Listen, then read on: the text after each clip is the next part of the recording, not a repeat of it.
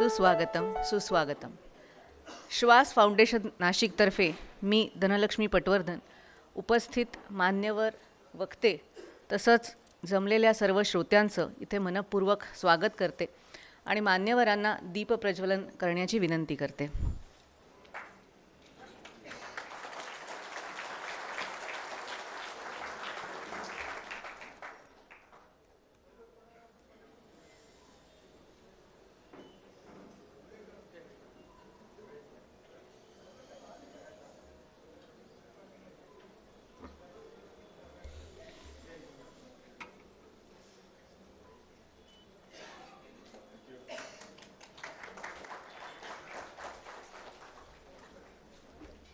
या अभ्यासपूर्ण व्याख्यानाला जमलेल्या आपल्या सगळ्यांचं मी पुन्हा एकदा स्वागत करते आणि श्वास फाउंडेशनचे अध्यक्ष श्री प्रदीपजी पेशकार यांना आजच्या कार्यक्रमाचं प्रास्ताविक करण्याची विनंती करते. श्री प्रदीपजी पेशकार. नमस्कार. या व्याख्यानासाठी मुद्दाम आमच्या विनंतीला मान देऊन इथे आलेले डॉक्टर उदयजी निरगुडकर, आपल्याला सर्वांनाच परिचित असलेले आमचे मार्गदर्शक, या कार्यक्रमाचे अध्यक्ष डॉक्टर विनायकराव गोविलकर, आपण सर्व नाशिकमधील अतिशय प्रतिष्ठित असे बंधू भगिनींनो, श्वास फाउंडेशनच्या अशा कामामध्ये आत्तापर्यंत श्वास फाउंडेशननी आरोग्य क्षेत्रात, सामाजिक क्षेत्रात काम केलंच आहे, परंतु बौद्धिक अशा प्रकारचं काही खाद्य मिळालं पाहिजे आणि वैचारिक विषयसुद्धा आपल्यासमोर मांडले पाहिजेत. अशा हेतूने असा एक आम्ही निर्णय केला की विविध प्रकारच्या तज्ज्ञांना, व्याख्यात्यांना बोलवून आपल्याला त्यांच्या अनुभवातून समृद्ध होण्याची संधी श्वास फाउंडेशन यापुढे आता देत राहणार आहे. मला असं वाटतं की त्याचं परिचय आपल्याला प्रत्यय उदयजींच्या व्याख्यानातून येणारच आहे.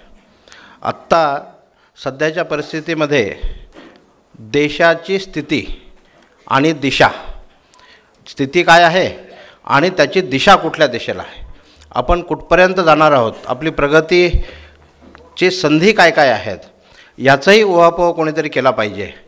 आणि विविध प्रकारच्या संधी समोर दिसत असताना आपली गाडी सुटली नाही पाहिजे, आपल्याला नक्की ती संधी टॅप करता यायला पाहिजे. हा तर एक उद्देश आहेच, परंतु माझं समाजातलं कर्तव्य काय आहे, माझं कुटुंब, माझं चरितार्थ आणि माझं व्यावसायिक पद्धतीचं जे काही प्रगती आहे त्यापेक्षाही माझं कर्तव्य, ह्या विषयाकडे लक्ष आपलं कुणीतरी वळवलं पाहिजे असं वाटल्यामुळे मला असं वाटलं की ह्या विषयामध्ये जे भारत भ्रमण करतात, महाराष्ट्रात तर अनेक ठिकाणी डॉक्टर उदयजींची व्याख्यानं आपण टी व्हीवर तर पाहिलंच असेल वेगवेगळ्या प्रकारच्या चर्चांमधून, परंतु व्याख्यानंसुद्धा वेगवेगळ्या प्रकारचे त्यांचे अभ्यासपूर्ण अशी झालेली आहेत. या व्याख्यानाचा विषय हा भारत ॲट 2047 हा फार विचार करून ठेवलेला आहे. याचं कारण आपण अमृतकाल म्हणतो, या अमृतकालामधील माझं कर्तव्य काय आहे आणि इथून पुढच्या पिढीला म्हणजे पुढच्या 25 वर्षात जे कर्ते पुरुष होणार आहेत, ज्या आपल्याला देश चालवणारे होणार आहेत, त्यांचं कर्तव्य काय आहे हे याकडे लक्ष आपण आज दिलं पाहिजे. आणि आज जर का आपण ते लक्ष द्यायला समर्थ असलो पण पुढे सक्षम पण राहिलो पाहिजे, ह्या विषयासाठी मला वाटतं की आज आपण मार्गदर्शन घेणार आहोत. आपण सर्वच जण उत्सुक आहोत त्यांचं मार्गदर्शन ऐकण्यासाठी. मी प्रास्ताविकात एवढंच फक्त त्या विषयावर सांगतो. बाकी श्वास फाउंडेशनचं काम हे आरोग्य क्षेत्रामध्ये समाजातल्या वेगवेगळ्या घटकांना, ज्यांना वेगवेगळ्या विविध शासकीय योजना मिळत नाहीत, त्या योजना मिळण्यासाठी प्रयत्न करणे आणि त्यांना त्या मिळवून देणे, अशा काम समाजात झालं पाहिजे. शासकीय योजना खूप असतात, परंतु त्या समाजापर्यंत मिळाल्या पाहिजेत, यासाठी कुणीतरी काम केलं पाहिजे, अशी सूचना वजा आज्ञा डॉक्टर विनायकराव गोविलकर सरांनी आम्हाला 2017मध्येच केली.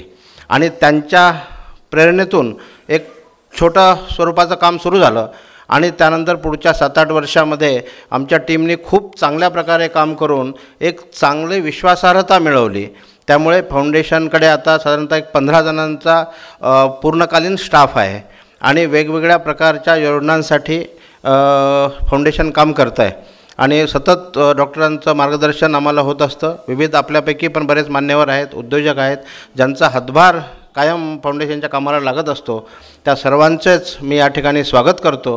विशेषतः आपल्या वक्ते आणि डॉक्टर गोविलकर सरांचंही स्वागत करतो. आपल्या स्वरांचं स्वागत करून मी जागा घेतो. धन्यवाद.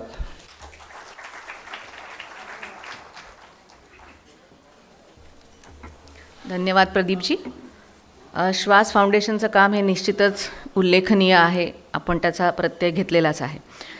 आजच्या कार्यक्रमाचे आपले प्रमुख वक्ते डॉक्टर श्री उदयजी निरगुडकर यांचा परिचय मी थोडक्यात करून देते.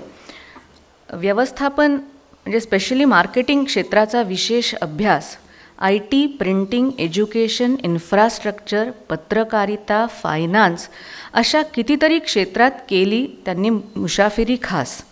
धरुनी सतत नवनिर्मितीची आस. ज्ञानदानासाठी केलाय त्यांनी 50हून अधिक देशात प्रवास. लेखन क्षेत्रातही आहे ज्यांचा भक्कम वास. धरून राष्ट्रप्रेमाची कास. आपला सैनिक आपली दिवाळी अशा कितीतरी उपक्रमांची सुरुवात केली आहे झकास. शास्त्रीय संगीताचंही व्यापलं आहे ज्यांनी अवकाश. राष्ट्र उद्धाराच्या या ध्यासाचा एक टप्पा सांगण्याचा आहे हा आजचा प्रयास. सरांची अजून काही ठळक वैशिष्ट्य मांडायची तर ती म्हणजे 26/11च्या हल्ल्यानंतर स्थापन झालेल्या फोर्स 1 या कमांडो युनिटसाठी प्रशिक्षण शिबिरं सरांनी घेतलेली आहेत. झी 24 तास, न्यूज 18, लोकमत या वृत्तवाहिन्यांचे तसंच DNA या दैनिक वृत्तपत्राचे मुख्य संपादक म्हणून त्यांची अतिशय यशस्वी कारकीर्द आपण सगळ्यांनी अनुभवलेलीच आहे.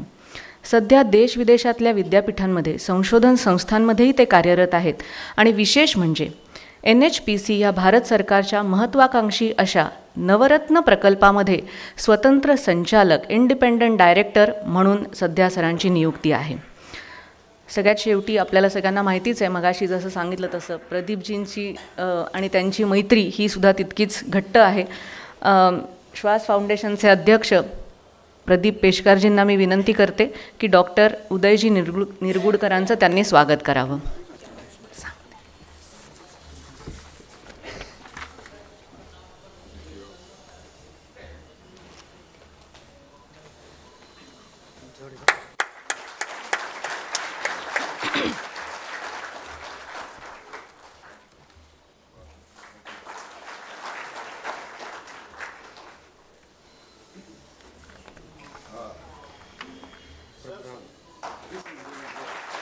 प्रभू रामचंद्रांची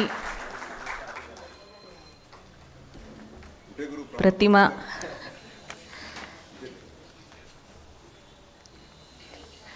एक छोटी अनाउन्समेंट. बाहेर एक 96-98 नंबरची नॅनो गाडी रस्त्यामध्ये आहे, त्यामुळे बाहेरच्या गाड्यांना अडथळा होतो आहे. आपल्यापैकी कुणाची असल्यास कृपया ती बाजूला करून घ्यावी जेणेकरून ट्रॅफिकला अडथळा होणार नाही. धन्यवाद. तसंच आजच्या आपल्या कार्यक्रमाचे अध्यक्ष डॉक्टर श्री विनायकजी गोविलकर, अर्थात सरांना ओळखत नाही असा नाशिककर विद्यार्थी किंवा श्रोता सापडणं खरंच कठीण. तरीही थोडक्यात सरांचा परिचय करून देते.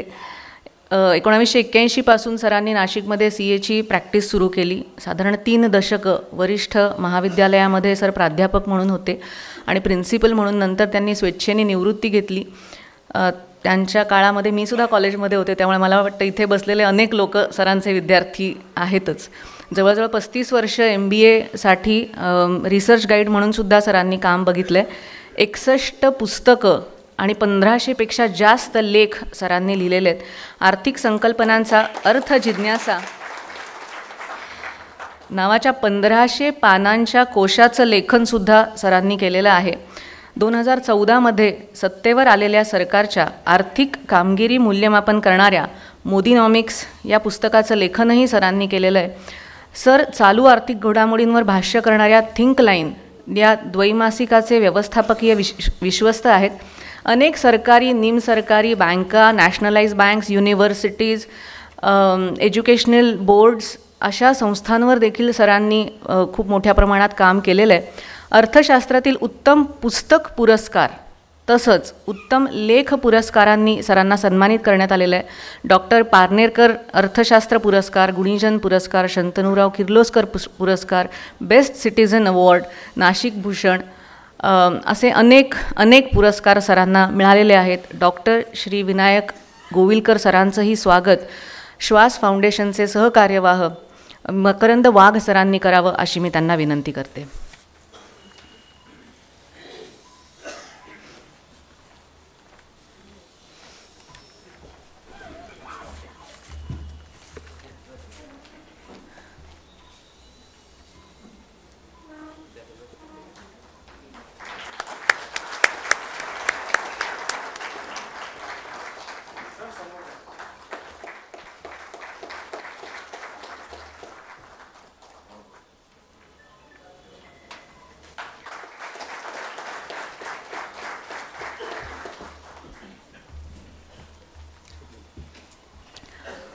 आपण सगळेजणं ज्याची आतुरतेने वाट पाहतोय त्या भारत ॲट 2047 बद्दल डॉक्टर श्रीयुत उदयजी निरगुडकर यांनी मार्गदर्शन करावं अशी मी त्यांना विनंती करते. डॉक्टर श्री उदयजी निरगुडकर.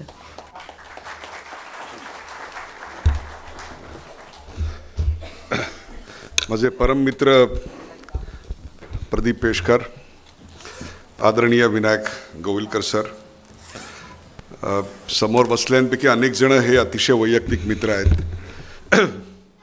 डॉक्टर केळकर, किरण, नेहा, संगीता, प्रत्येकाची नावं घेतली तर तोच एक फार मोठा अध्याय होईल.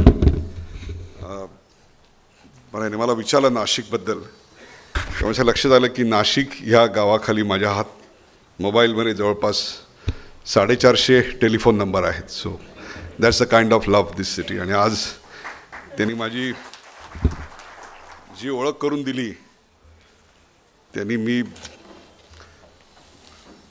मला कॅन्टरबरीच्या एका आर्च बिशपची गोष्ट आठवली.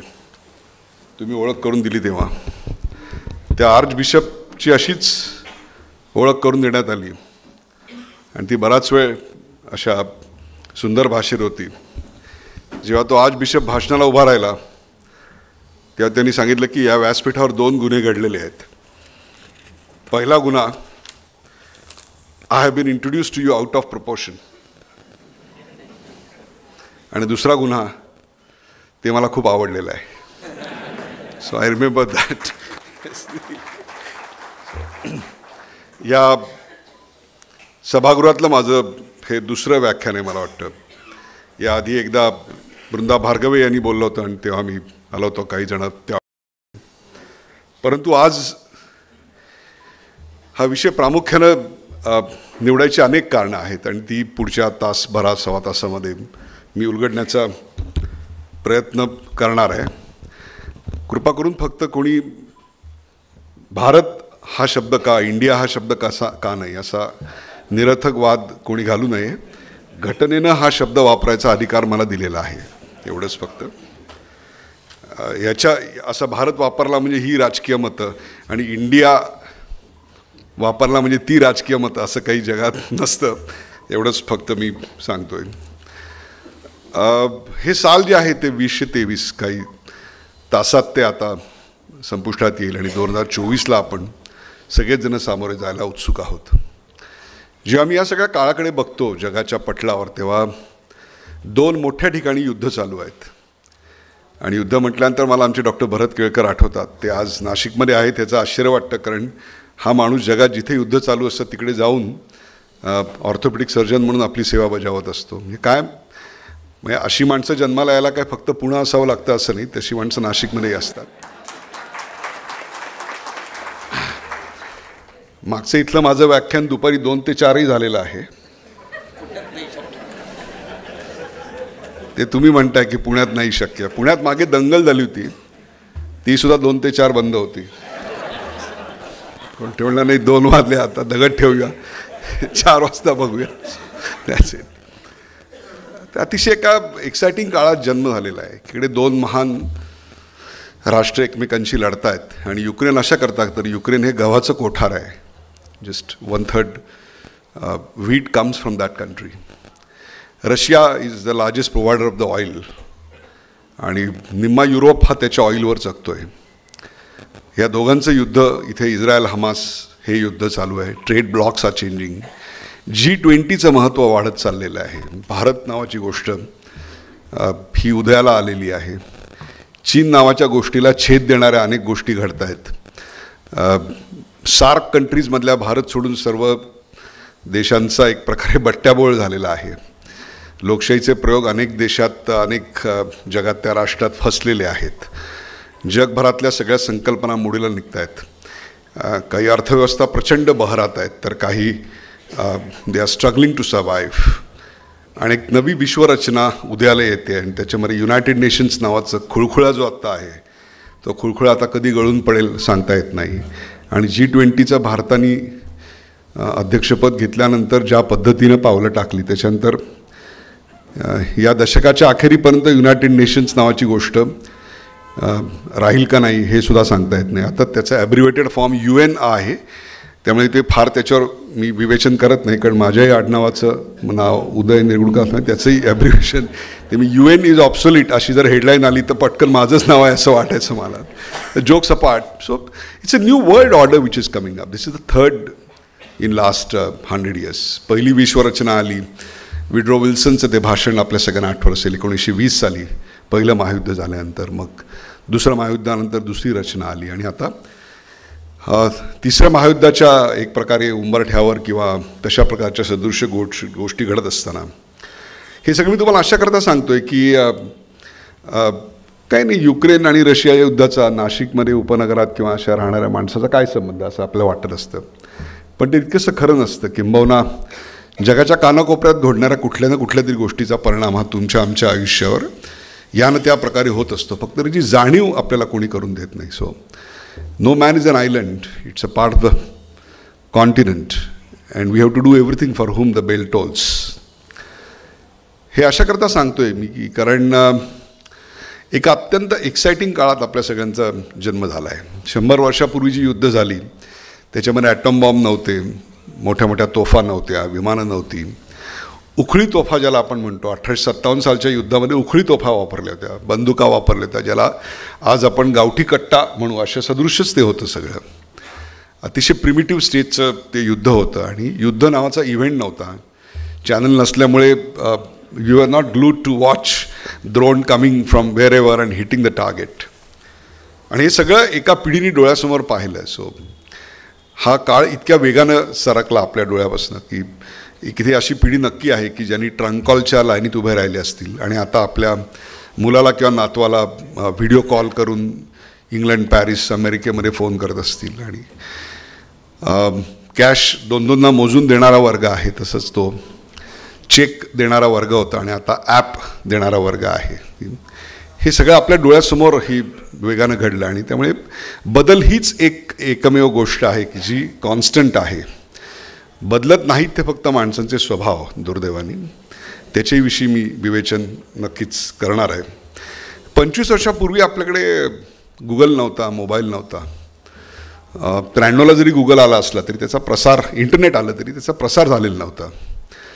सो देवर नो मोबाईल फोन्स, देवर नो व्हॉट्सॲप, देवर नो एक्स ज्याला आपण ट्विटर म्हणतो. सो कम्युनिकेशन नव्हतं. विमानसेवा इतकी सहज सुलभ नव्हती आणि तेही जीवन आपण जगत होतो. 25 वर्षापूर्वी जर सांगितलं असतं की आपल्या घरातल्या मोलकरणीच्या कानाला मोबाईल असेल आणि ती जगातला कुठलाही चित्रपट, कुठलीही फॅशन बघू शकत असेल तर आपल्याला विश्वास बसला नसता. But today it's a reality. तसंच मी आता तुम्हाला सांगितलं की 25 वर्षांतर जग कसं असेल. So by the time India will be 100 years of young democracy. कारण America is a 400 year old or British is more than that. तर नेमकं काय हे आपल्याला सांगता येणार नाही. की काही लोक अंदाज व्यक्त करतील आणि ते खरी असतील कदाचित. I don't know. I have not seen the future. I am not a futurologist. If at all मी वर्तमान काळाचा अभ्यास करणारा एक साधा प्रोफेशनल आहे. कदाचित असंही असेल की 25 वर्षानंतर आपल्याला सरकार असं सांगेल की तुम्हाला जेवढी वीज लागते त्याच्या 75% वीज तुमच्या घरावर जे छत आहे किंवा आजूबाजूला जी जागा आहे त्याच्यातनं सोलारमधनं तुम्ही निर्माण करा. तुम्हाला पाणी जे लागतं त्यातलं 50% पाणी तुम्ही रिसायकल करून घ्या. 50% पाणी फक्त सरकार पोचवेल. जो तुम्ही कचरा घरात निर्माण कराल त्याची विल्हेवाट लावण्याकरता जर तुम्हाला महानगरपालिका हवी असेल तर कचरा टाकताना त्याचं वजन करून दिलं जाईल आणि एवढा कचरा आहे तर एवढा टॅक्स भरा. कारण आजच मुंबईला पाणी 175 किलोमीटरवरनं येतं आणि कचऱ्याचे जे सगळे प्लॅन्ट्स आहेत they are about 50 to 100 kilometres. So cost of carrying that is very huge. खूप मोठ्या प्रमाणावर पर्यावरणाचे प्रश्न निर्माण होतील. ते आत्ताच झालेले आहेत. 2012 साली जेव्हा मी जर्नलिझममध्ये आलो त्यावेळी आठवड्यातून एखादी बातमी प्रलय, भूकंप किंवा सुनामी किंवा अशी महिन्यातनं एखाद्या वगैरे बातम्या असायच्या. आता आठवड्याचं काय दिवसाचं बुलेटिन जात नाही अशा बातम्यांशिवाय. की this is a reality and this is going to increase. हे सगळं वाढत जाणार आहे खूप मोठ्या प्रमाणात. एक ओव्हरशूट डे नावाची कल्पना आहे. ओव्हरशूट डे थोडक्यात तुम्हाला सांगतो, लेमॅन्स लँग्वेज. त्यामुळे ज्यांना याविषयी पूर्ण माहिती करायची ते ऑब्जेक्ट करतील, पण एक सर्वसामान्य माणसाला समजावं म्हणून मी सांगतोय की तुमचा 1000 रुपये जर पगार असेल तर तुम्ही किती खर्च करू शकता महिन्याला? 1000 रुपये खर्च करू शकतो. समजा तुम्ही 1100 रुपये खर्च केले तर काय झालं की तुम्ही पुढच्या महिन्यातनं उचल घेतलीत. पुढच्या महिन्यात तुम्हाला खर्च करायला 900 रुपयेच आहेत, पण तुम्ही पुढच्याही महिन्यात 1100 रुपये खर्च केलेत तर तुम्ही त्याच्या पुढच्या महिन्यातनं 200 रुपये उचललेत. आपल्याकडे निसर्ग जे निर्माण करतो 31 डिसेंबरपर्यंत 1 जानेवारीपासून ते आपण 31 डिसेंबरपर्यंतच कन्झ्युम केलं पाहिजे. आत्ता आपण पुढच्या वर्षीच्या 21 ऑगस्टपर्यंत निसर्ग जे निर्माण करतोय ते ओरबाडून काढतोय अँड दॅट्स अ डिझास्टर.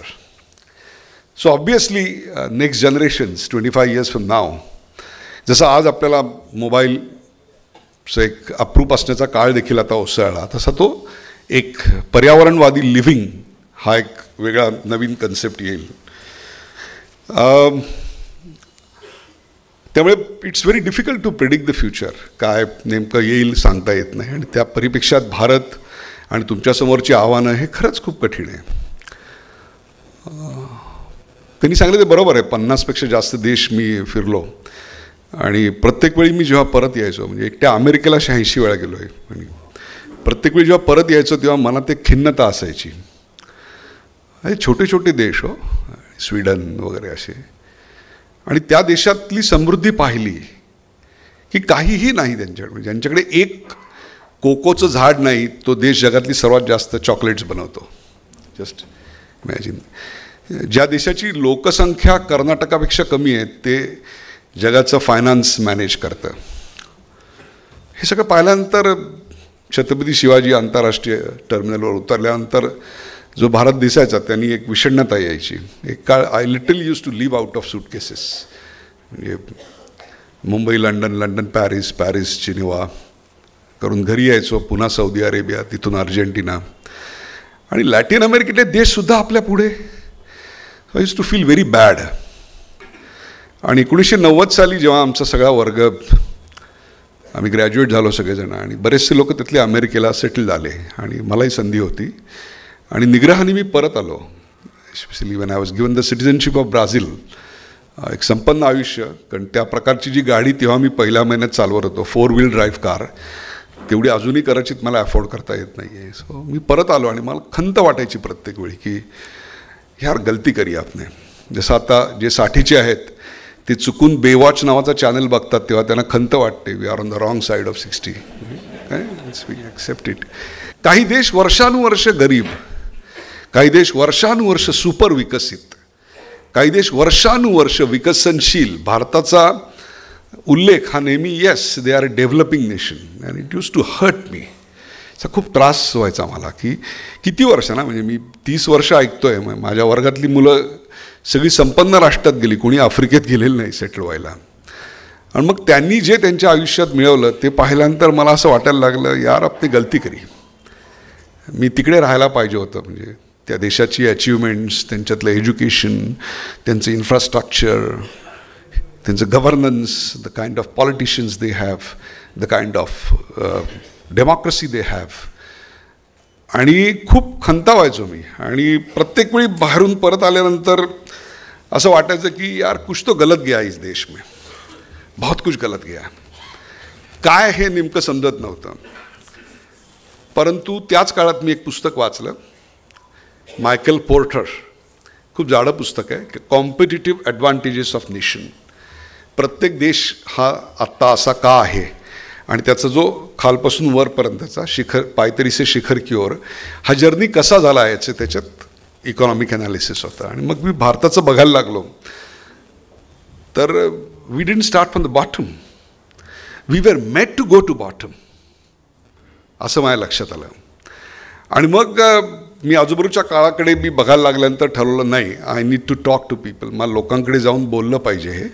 कारण हा जो काळ आहे तो हा एक प्रकारे पुनर्रचनेचा, पुनर्मांडणीचा आणि पुनर्निर्माणाचा काळ आपल्या नशिबात आलेला आहे. So that's why I am saying की this is the most exciting time all of us are living.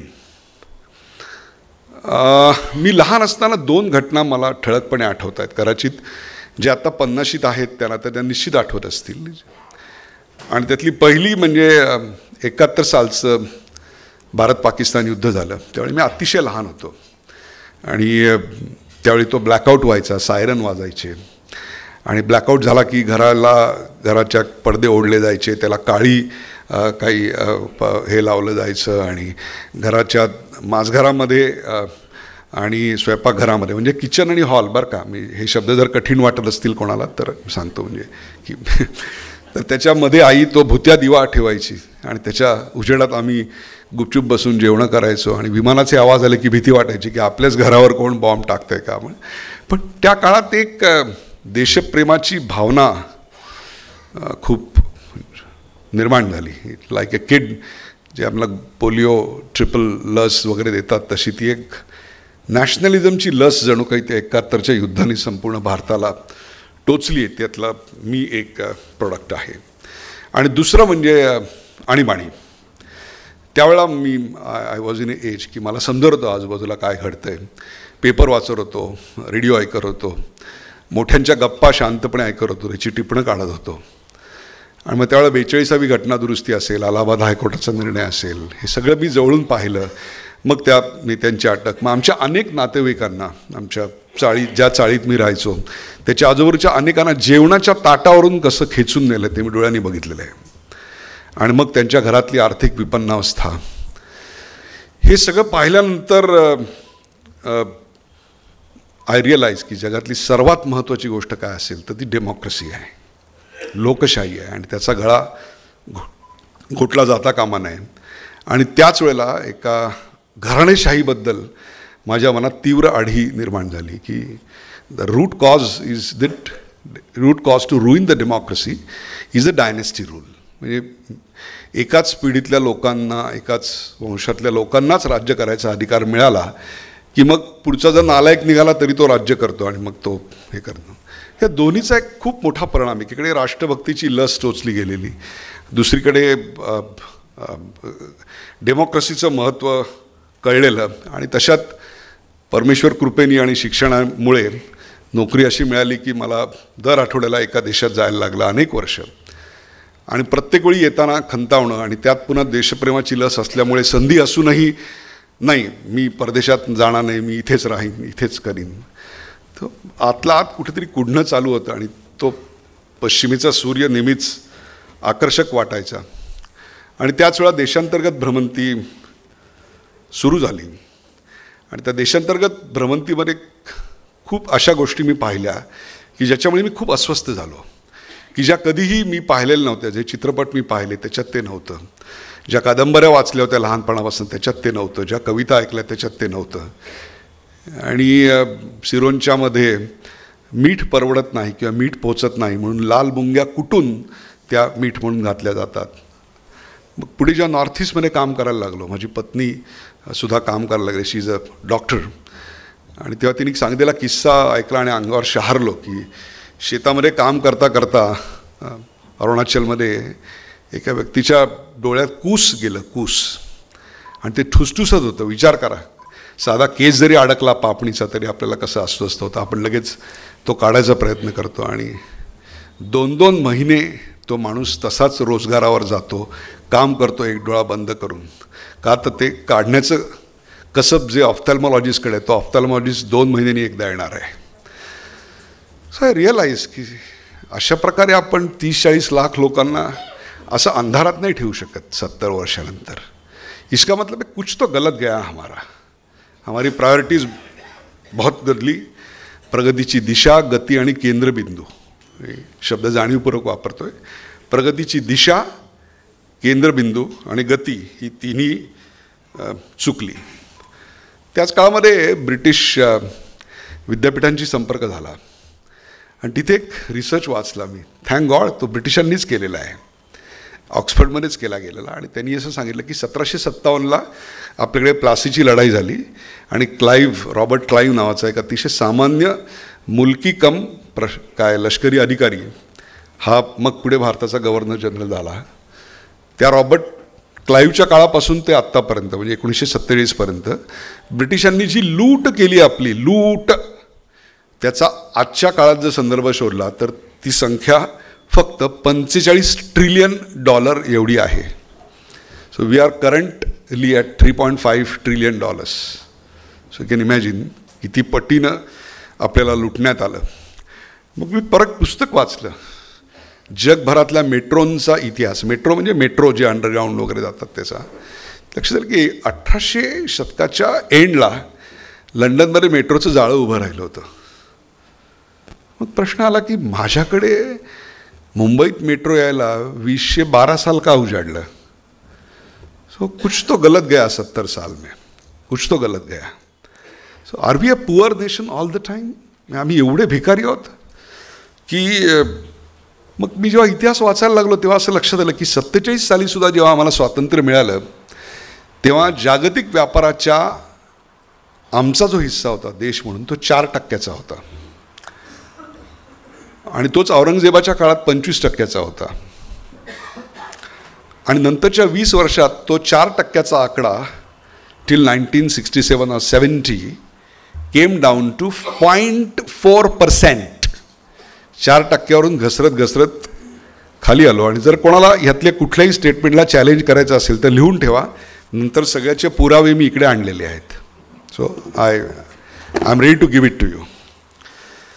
त्याच वेळा एक पुस्तक वाचलं मी की आशियामधल्या रिचेस्ट लोकांचा इतिहास, अगदी 19व्या शतकाच्या पहिल्या दशकापासून. आणि त्यात मी पाहिलं तर 47 साली स्वातंत्र्य मिळालं तेव्हा आशियातले टॉप 5 रिच लोक जे होते की ज्याच्यात आज अंबानी वगैरे यांची नावं आहेत, तर त्या 5 पैकी 3 भारतातले होते आणि त्यातले 2 कलकत्त्याचे होते, 1 मुंबईचा होता. म्हणजे वी वेर 4% इकॉनॉमी.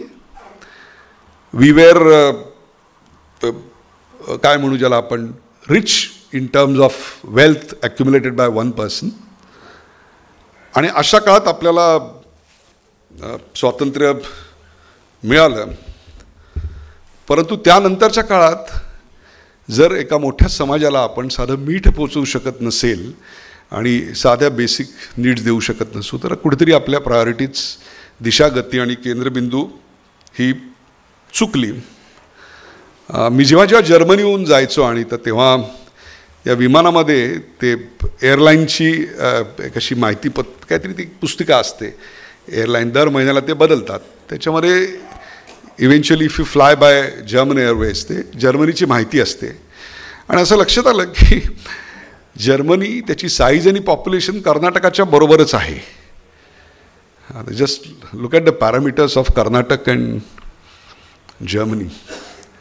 हे जर्मनी कुठे पोचलं आहे आणि कर्नाटक कुठे आहे.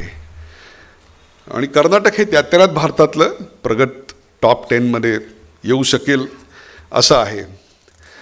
मग जी राज्य आत्ता निर्माण झाली, जी राष्ट्र आत्ता निर्माण झाली, मग America started leading in IT, finance, management. Germany became leaders in printing. कोणी मेन्स या गावी गेले असतील जर्मनीच्या, त्या गावाच्या रेल्वेला तुम्ही पोचलात आणि वरती आलात की असं एक मोठा बोर्ड आहे माहिती आहे, त्याला टणत्कार म्हणतात जर्मनीचा. त्यात तसं लिहिलं आहे की we taught the world how to print. कारण जर्मनीतल्या त्या मेन्स या गावी 1496 साली पहिली प्रिंटिंग प्रेस गटेनबर्गनं काढली आणि पहिला बायबल तिकडे छापलं गेलं.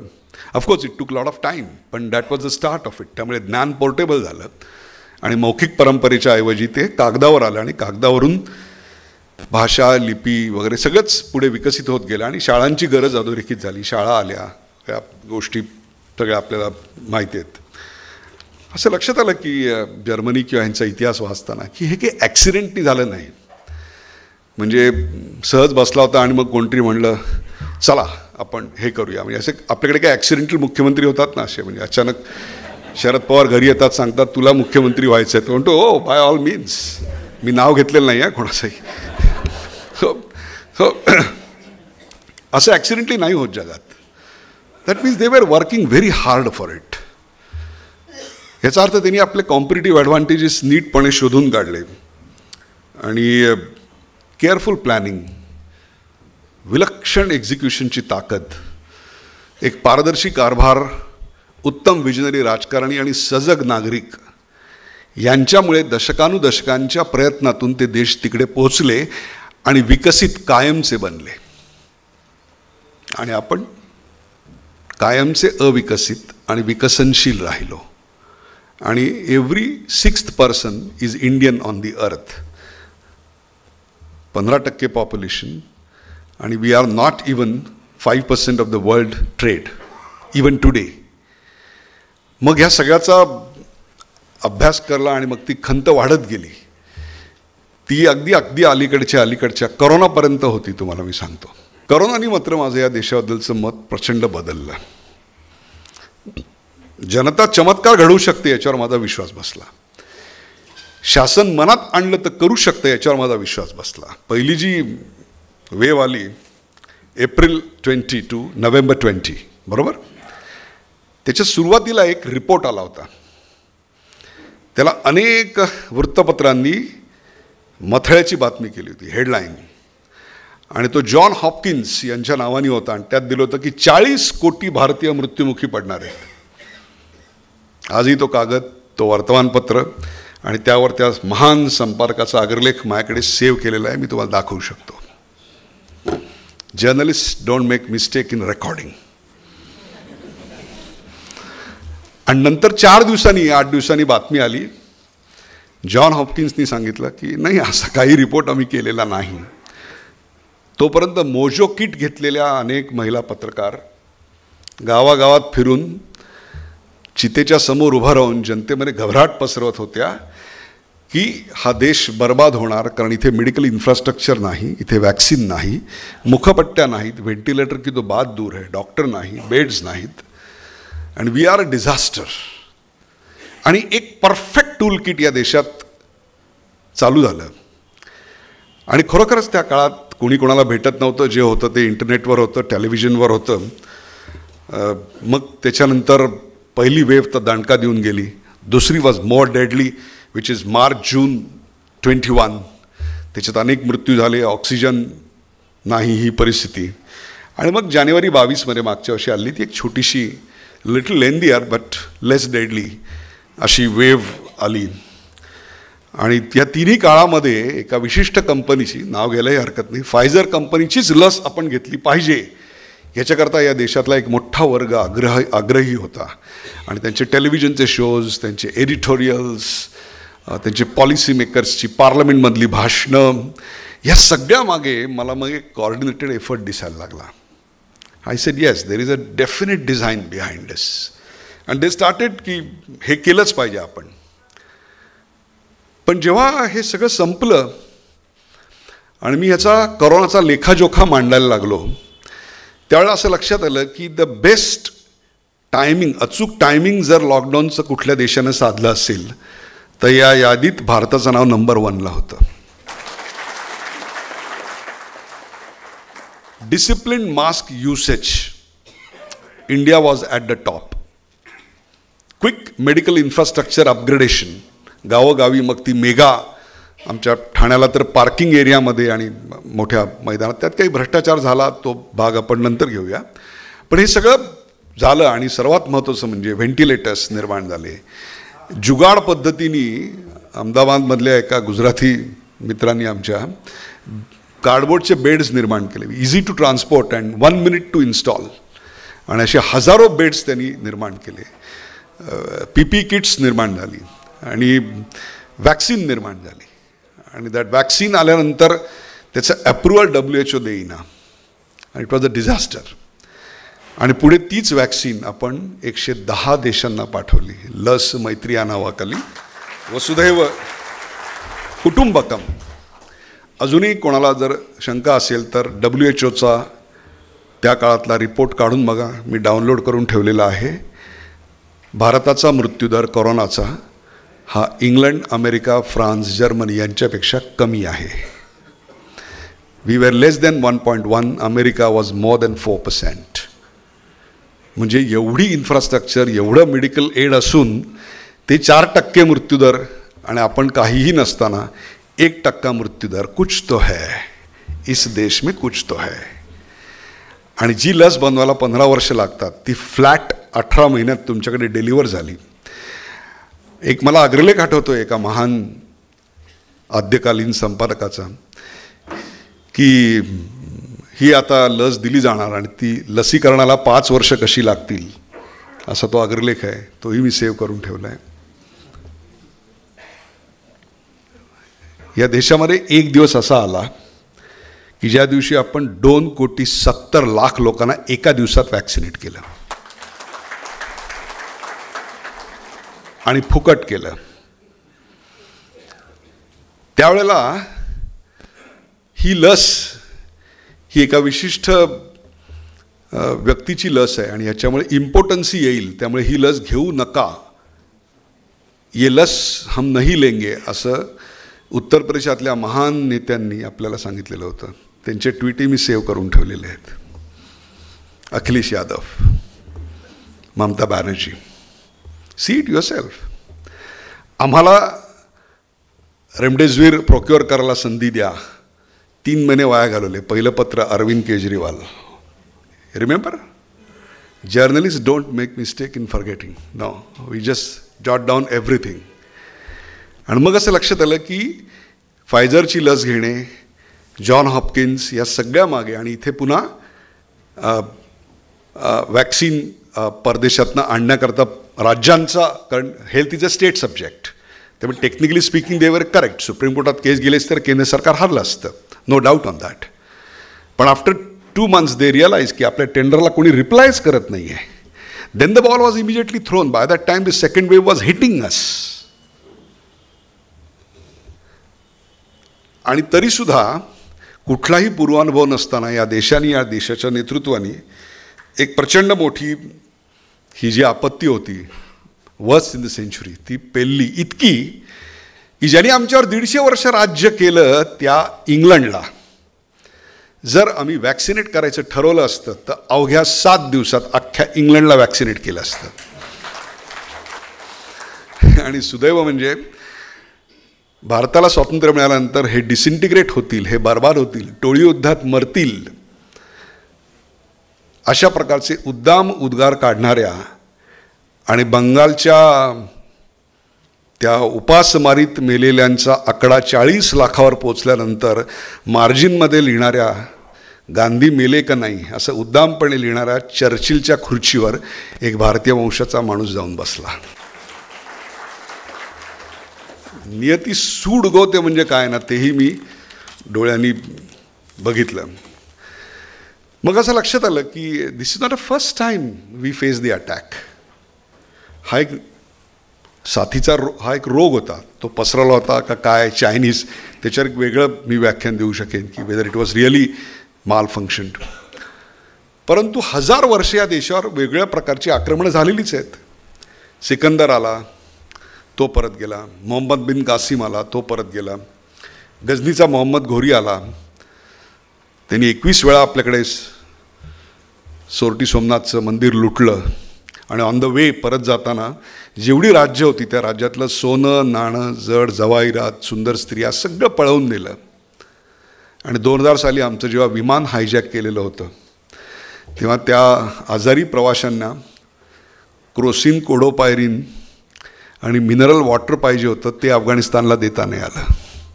आणि त्याच वर्षी परदेशातले 300 सॅटेलाईट लॉन्च करून भारताने $300 मिलियन एवढं परकीय चलन कमावलं होतं.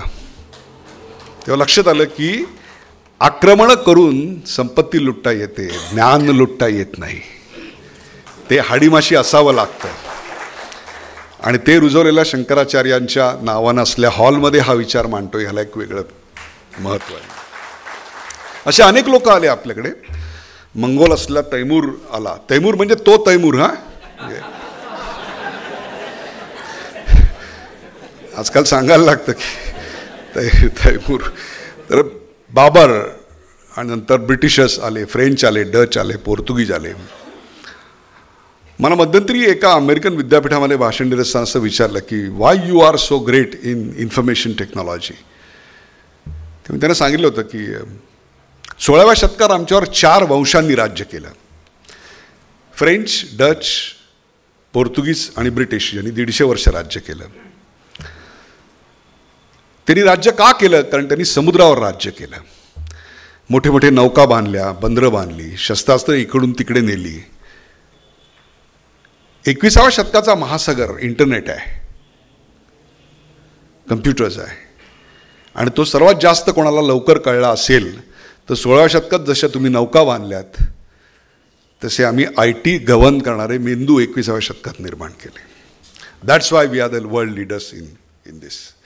मी तुम्हाला अशा करता सांगतोय की या सगळ्यांची आक्रमणं पचवली. पुढे 1608मध्ये ब्रिटिश इंडिया ही राज्य करण्याकरता ईस्ट इंडिया कंपनीची स्थापना झाली. आणि मग तो सगळा पुढचा इतिहास, राजापूरला शिवाजी महाराजांवर त्यांनी जो हल्ला केला, हे सगळं आपण पाहिलं. हे तुम्हाला अशा करता सांगतोय की न समोर आलेल्या अशा गोष्टी आता मी तुमच्यासमोर मांडणार आहे. अशी 160 कुटुंब की ज्या कुटुंबातच साटेलोटं होतं आणि तेच 543 जागांवर कोण निवडून जाणारे ठरवतात. महाराष्ट्रात 72 अशी कुटुंब की जे ठरवतात 288 मध्ये बहुसंख्य आमदार कोणाचे असतील. 40 अशी कुटुंब की जी ठरवतात या देशाची सुप्रीम कोर्टाची आणि इतर डिस्ट्रिक्ट कोर्टांची आणि हायकोर्टाची रचना कशी असेल आणि त्याचे चीफ जस्टिस आणि जज कोण असतील. आणि ह्या रचनेला आत्तापर्यंत कोणी हात लावलेला नव्हता. Because it was a clear bonhomie between the government and this system to take care of each other. So you don't scratch my back, I don't scratch your back, you be happy, I be happy. आणि हे सगळं असंच चालू राहिल्यामुळे कुठलं सरकार आलं आणि कुठलं गेलं याचा जनतेवर काहीच फरक पडत नव्हता. So whether it was Britishers or whether it was Indian. आणि अशा काळात आपल्याला स्वातंत्र्य मिळालं. त्यावेळी 85% भारत खेड्यांचा होता, गरीब होता, साक्षरता खूप कमी होती, निरक्षरता खूप जास्त होती, इंडस्ट्री फ्लरिश झालेली नव्हती, चांगले उद्योजक होते परंतु ते दबलेले होते. अशा वेळेला आमच्यासमोर विकासाची 2 मॉडेल होती. लिसन इट व्हेरी केअरफुली. त्यातलं एक मॉडेल होतं की स्वयंपूर्ण खेड्यांचा विकास. या खेड्यातल्या उद्योजकतेला तुम्ही वाव द्या, शहरातल्या उद्योजकतेला वाव द्या, मेक देम बिग. दुसरं होतं ते Soviet centralize planning control. Everything will be centralize control. आणि आम्ही तेच करायला सुरुवात केली. त्यामुळे 17 सेक्टर्स 1956 सालची इंडस्ट्री पॉलिसी काढून बघा, ज्या कोणाला मिळणार नाही त्यांच्यासाठी डाउनलोड केलेली आहे. त्यात 17 सेक्टर्स ही सरकारसाठी सील करून टाकली. फक्त सरकारच बार. आमच्या मुंबईला तर दूधसुद्धा सरकार पुरवायचं, पाणी सरकार पुरवतं, रेल्वे सरकार चालवतं, विमानं सरकार चालवतं, शाळा सरकार चालवतं, देवस्थानं सरकार चालवतं. So everything centrally controlled. Scooters सरकार बनवणार. तुम्हाला बनवायचं असेल तर लायसन्स राज, आणि त्या लायसन्समध्ये तुम्हाला किती बनवता येईल याचाही हिशोब ठरलेला. त्यामुळे एका कुटुंबाला जर स्कूटर बनवायची परमिशन मिळाली तर दुसरा कोणीही असेल तरी त्याला परमिशनच मिळणार नाही. What ever great technology he may have, so you will never get a good product. आणि मग त्याच्या मोनोपॉलीतनं जो पैसा येईल लायसन्समधून तो राजकीय हत्यार म्हणून वापरून सत्ता आभारीत ठेवायची. What a wonderful system. Result काय झाला? PSU पब्लिक सेक्टर अंडरटेकिंग नावाचे पांढरे हत्ती निर्माण झाले. सरकारी उद्योगांचा तोटा हा प्रचंड प्रचंड झाला. या 47 ते 57, 67, 77 या 30 वर्षात आमचं दर डोई उत्पन्न फक्त 1.1%नी वाढलं. पॉप्युलेशन 3.5%नी वाढली आणि इकॉनॉमी हार्डली 4.5 to 5%नी वाढली. आणि त्याच काळामध्ये आशिया मात्र 6.5%नी वाढला. अँड इमॅजिन, जपान रुईन झालेलं होतं सेकंड वर्ल्डमध्ये, चायना रुईन झालेलं होतं. We were the only country which was the hope of Asia and we collapsed. So we were a failed state when we entered 70s. All the dreams were shattered. वस्तूंचा तुटवडा, महागाई, साठेबाजी, licence राज, हे नाही करायचं, ते नाही करायचं, काय नाही करायचं याची यादी, काय करता येईल यापेक्षा जास्त, एज्युकेशन द्यायचं ते पण सरकारनीच, सगळं everything control by the government. रेडिओवर कुठली गाणी वाजवली जातील हे सरकार ठरवणार आणि जे त्याच्या विरोधात असेल त्यांना अटक केली जाणार. आठवा किशोर कुमारची अटक. Am I right? या सगळ्याचा परिणाम असा झाला की ये जो दबी हुई आवाज थी, तो जो एक अँगर होता, तो अँगर त्या काळच्या एका पिक्चरमध्ये बाहेर पडला. त्या पिक्चरचं नाव होतं दीवार. त्या दीवारमध्ये डोळ्यातून आग ओगत तो म्हणतो, ये पोलीस स्टेशन है, तुम्हारे बाप का घर नाही. तेव्हा टाळ्या आणि शिट्ट्या पडल्या. जंजीर असेल, दीवार असेल, शोले असेल, हे पिक्चर का हिट झाले? कारण 30 वर्षाच्या दबलेल्या व्यवस्थेचा तो उद्रेक होता आणि तो बरोबर सलीम जावेदनी पकडला. So this was the reflection. अर्थातच पॉप्युलेशन वाढत होतं 3.5%, जे रिप्लेसमेंट रेटच्या कित्येक पटीने जास्त होतं. So we were producing 1 Switzerland every 3 months. ही आपली that was the dubious Hindu rate of growth म्हणून आम्हाला जगात हिणवलं गेलेलं होतं. आणि त्याच काळामध्ये आमचं कर्ज वाढलं, इतकं वाढलं की ते जवळपास $80 billion इतकं वरती गेलं. परकीय गंगाजळी जवळपास संपुष्टात आली आणि त्यामुळे 90 साली आमचं सोनं गहाण टाकून जगण्याशिवाय आम्हाला दुसरा पर्याय उरला नाही.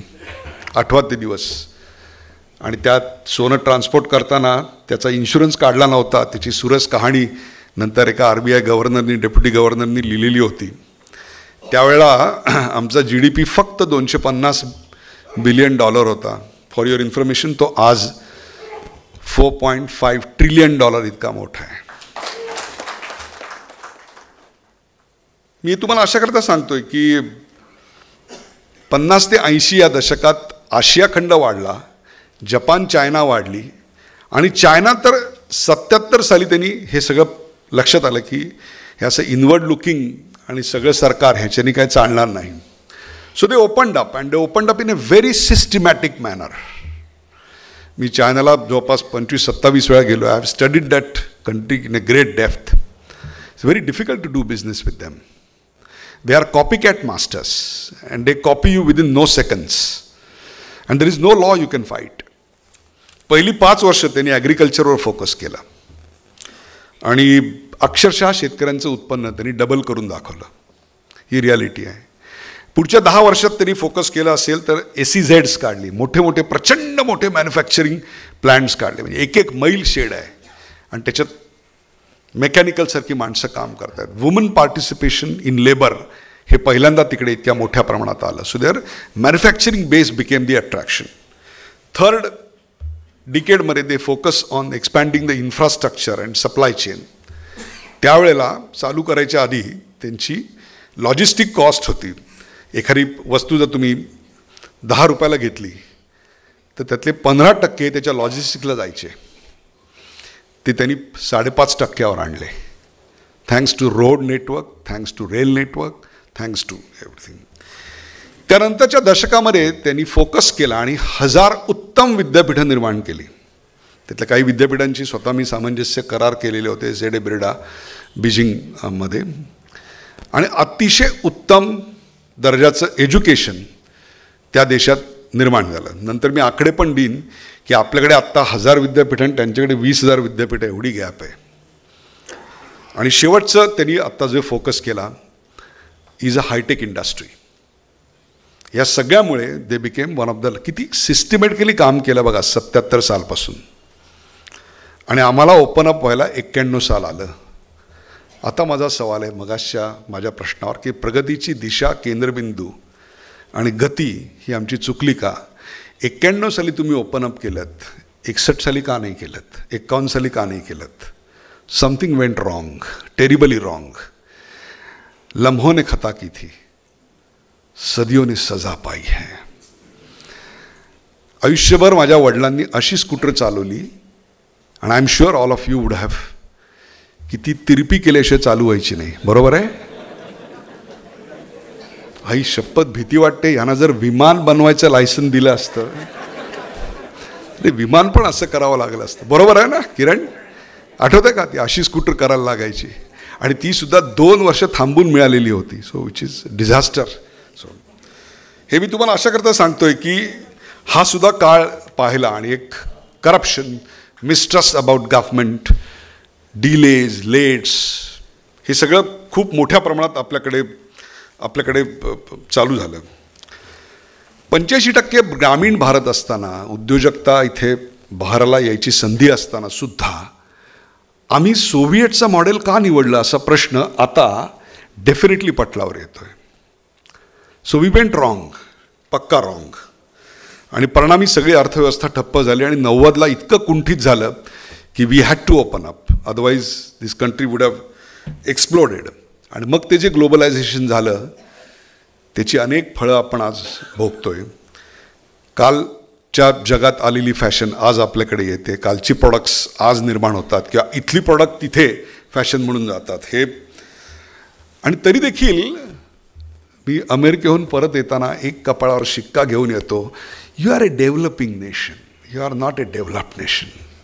So it hurts. It use to hurt me till corona.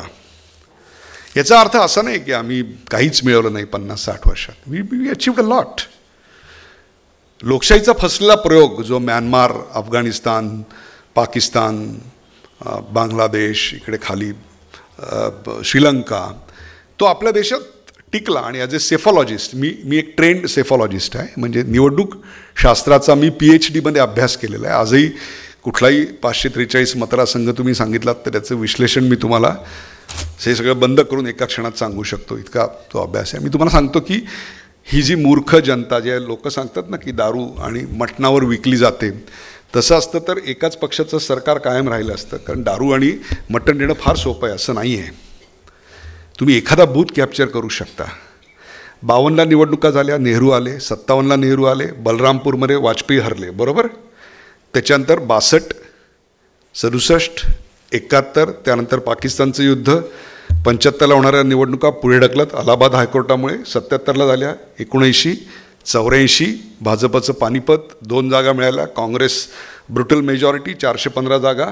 तेवढी एकच निवडणूक आयुष्यात राजीव गांधी जिंकले, नंतर एकही निवडणूक त्यांना जिंकता आली नाही, बरोबर आहे. त्याच्यानंतर 87, त्याच्यानंतर 89, त्याच्या दरम्यानच्या काळात VP सिंग वगैरे ही सगळी सरकारं आपल्याकडे येऊन गेली. म्हणजे बघा, मंडल आयोग आणून आरक्षण दिलं VP सिंगांनी. आज ज्यांना आरक्षणाचा बेनिफिट मिळाला आहे त्या एकाच्याही घरात त्या VP सिंगाचा फोटो नाही आहे. नियती सूड उगवते म्हणजे काय उगवते बघा. एकाच्याही घरात VP सिंगाचं नाव पण नाही आहे, आणि त्यांनी हे सगळं आपल्याकडे सुरू केलं होतं. 91 राजीव गांधीचं निधन, 96 वाजपेयींचं 13 दिवसाचं सरकार, 98 वाजपेयींचं 1 वर्षाचं सरकार, 99 वाजपेयींचं 5 वर्षाचं सरकार, 2004 इंडिया शायनिंग बोंबललं सरकार आलं, मनमोहन सिंग, सोनिया गांधींच्या हातात सगळा प्रकार. 2009 साली पुन्हा तेच सरकार आलं. 2014ला मोदी योगाचा उदय झाला, 2019ला, आणि आता 2024 के कदार पे हम खडे हैं. या सगळ्या निवडणुकांमध्ये मला एकच दिसलं, आणि ते म्हणजे ही जी अडाणी अशिक्षित अशी जनता आपण म्हणतो ती 50% विद्यमान आमदार खासदारांना सक्सेसिव्ह निवडणुकीत घरी बसवते. दिस इज व्हायब्रंट डेमोक्रेसी. ज्याला आपण एक काय म्हणू, ज्याला आपण कलेक्टिव्ह कॉन्शियसनेस म्हणतो ना, तो कलेक्टिव्ह कॉन्शियसनेस इतका जबरदस्त आहे आपल्या समाजाचा की त्याच्यामुळे इथली डेमोक्रेसी इतक्या सगळ्या गोष्टीनंतर, पूर आले, महापूर आले, प्रलय आले, सुनामी आल्या, आणीबाणी आली, तरीसुद्धा इथली डेमोक्रेसी आजही इंटॅक्ट आहे. आणि श्रीलंका, म्यानमार या सगळ्या ठिकाणी ते सगळे, जपानमध्ये सुद्धा मिलिटरीचं राज्य होतं. लक्षात घ्या, Japan is not a clear democracy. So we are organically together as a nation. भले आम्हाला तामिळनाडूची भाषा येत नसेल, बंगालमधली भाषा येत नसेल, बट हम एक है ही जी भावना आहे, ती भावना आपल्याकडे प्रचंड आहे. तर democracy is one of the biggest achievement in last 75 years. दुसरी एक अचिव्हमेंट म्हणजे अलीकडच्या काळात ज्याचा मला खूप अभिमान वाटला ते म्हणजे आमचं चांद्रयान चंद्राच्या दक्षिण भागावर जाऊन उतरलं आणि रशियाचं त्याआधी पडलं. म्हणजे ह्याचा काही आनंद व्यक्त करत नाही आहे मी, इट्स अ बॅड थिंग, पण त्यांचं पडलं आणि आमचं उतरलं हे एका वाक्यात म्हणण्याचा एक आनंद असतो आम्हाला, तो आहे निश्चितच. त्या दिवशी संध्याकाळी 5:30-6:45 ते उतरलं आमचं यान. त्यावेळेला मी अहमदनगरमधल्या अकोले नावाचा तालुका आहे, जरा मागास असा तालुका आहे, त्यातल्या एका खेडेगावात सरपंचाकडे जेवायला निघालो होतो. 6:30-7ची वेळ होती आणि त्या शाळेवरनं तिथे गाडी पार्क केली, चालत जात होतो. तर तिकडे ती जी शाळा होती 4थीपर्यंतची, तिकडे एक बोर्ड होता फळा, त्या खडूनी एका मुलानी चांद्रयानाचं चित्र काढलं होतं. काय त्याला जमेल तसं काढलं होतं आणि वरती त्यांनी बातमी लिहिली होती की चांद्रयान सुखरूप उतरले वगैरे. मुद्दा इथे नाही आहे, मुद्दा पुढे आहे. त्याच्या खाली त्यांनी एक ओळ लिहिली होती. मी त्या मुलाला शोधून काढलं आणि त्याच्या हातात 1000 रुपये ठेवले. म्हटलं, बॉस तू भारत का भविष्य आहे. त्यांनी खाली वाक्य लिहिलं होतं, आपला नाद नाही करायचा.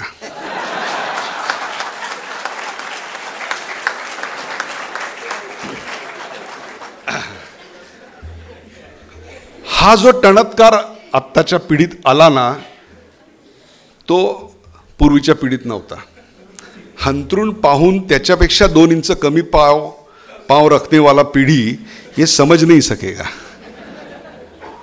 इथे तर खुल्ल्या लिहिलं त्यांनी. आणि त्याचे वडील शेतमजूर होते, म्हणजे ते वर फर्स्ट जनरेशन लर्नर्स. नंतर आणखीन एक त्याच्या आधी प्रसंग घडला होता. रशिया युक्रेन युद्ध चालू असताना युक्रेनमध्ये मेडिकल एज्युकेशन घेणारे आपले 20,000 विद्यार्थी आणि काही ऑइल रिग्सवर काम करणारी लोकं होती. त्या 20,000 लोकांना परत आणायचं होतं आणि इट वॉज इम्पॉसिबल, कारण एअर स्पेस तुम्हाला युद्धामध्ये बॉम्ब फेकले जात होते, ड्रोन्स होते, मिसाईल्स टाकले जात होते, अशक्य होतं. आणि दिल्ली से एक फोन जाता है, ए जरा 2 तास खेळू नका रे, आईला झोपायचं आहे.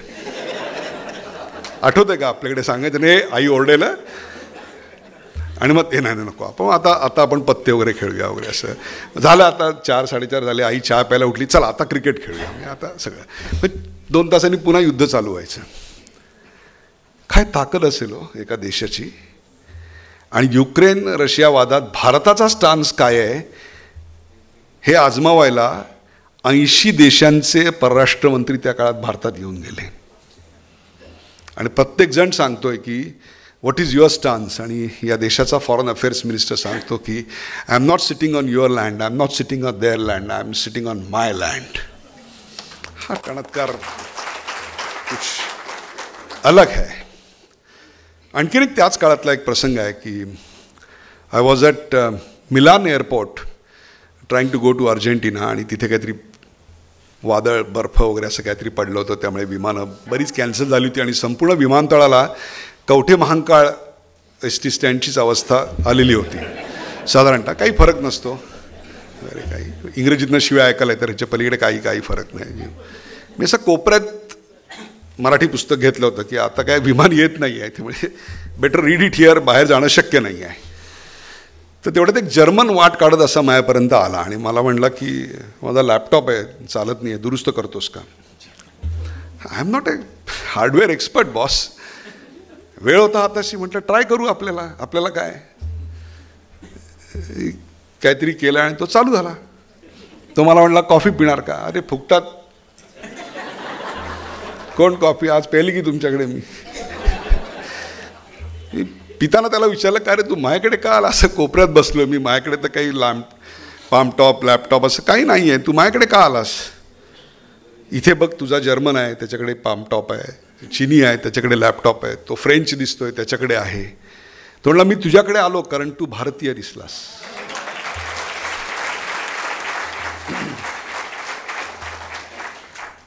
That means IT is not income tax, IT is India's tomorrow. हा त्याचा काळ आहे. So these are some of the shining achievements. आणि ग्लोबलायझेशनच्या 30 वर्षानंतर एक नवी पिढी जन्माला आली. पूर्वीच्या काळी जर कसं आपण बिफोर ख्रिस्त आणि आफ्टर ख्रिस्त म्हणायचो, आता बिफोर गुगल आणि आफ्टर गुगल म्हणतो. आणि ही जी पिढी आहे त्या पिढीची स्वप्नच वेगळी आहेत. त्यातलं एक स्वप्न या गावातल्या मुलांनी साकार केलेलं आहे. तुमच्यापैकी अलेक्सा कोण वापरतं? Please raise the hands. बरोबर आहे? मला सांगा, अलेक्सा कोणी निर्माण केलं? शोध कोणी लावला?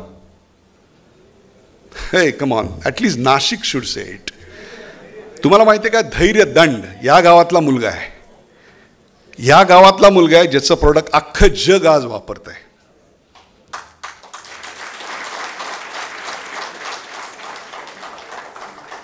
हिंगण गावातून, सांगली जिल्ह्यातल्या हिंगण गावातून महिला ज्या अशिक्षित आहेत त्या हातमोजे बनवतात.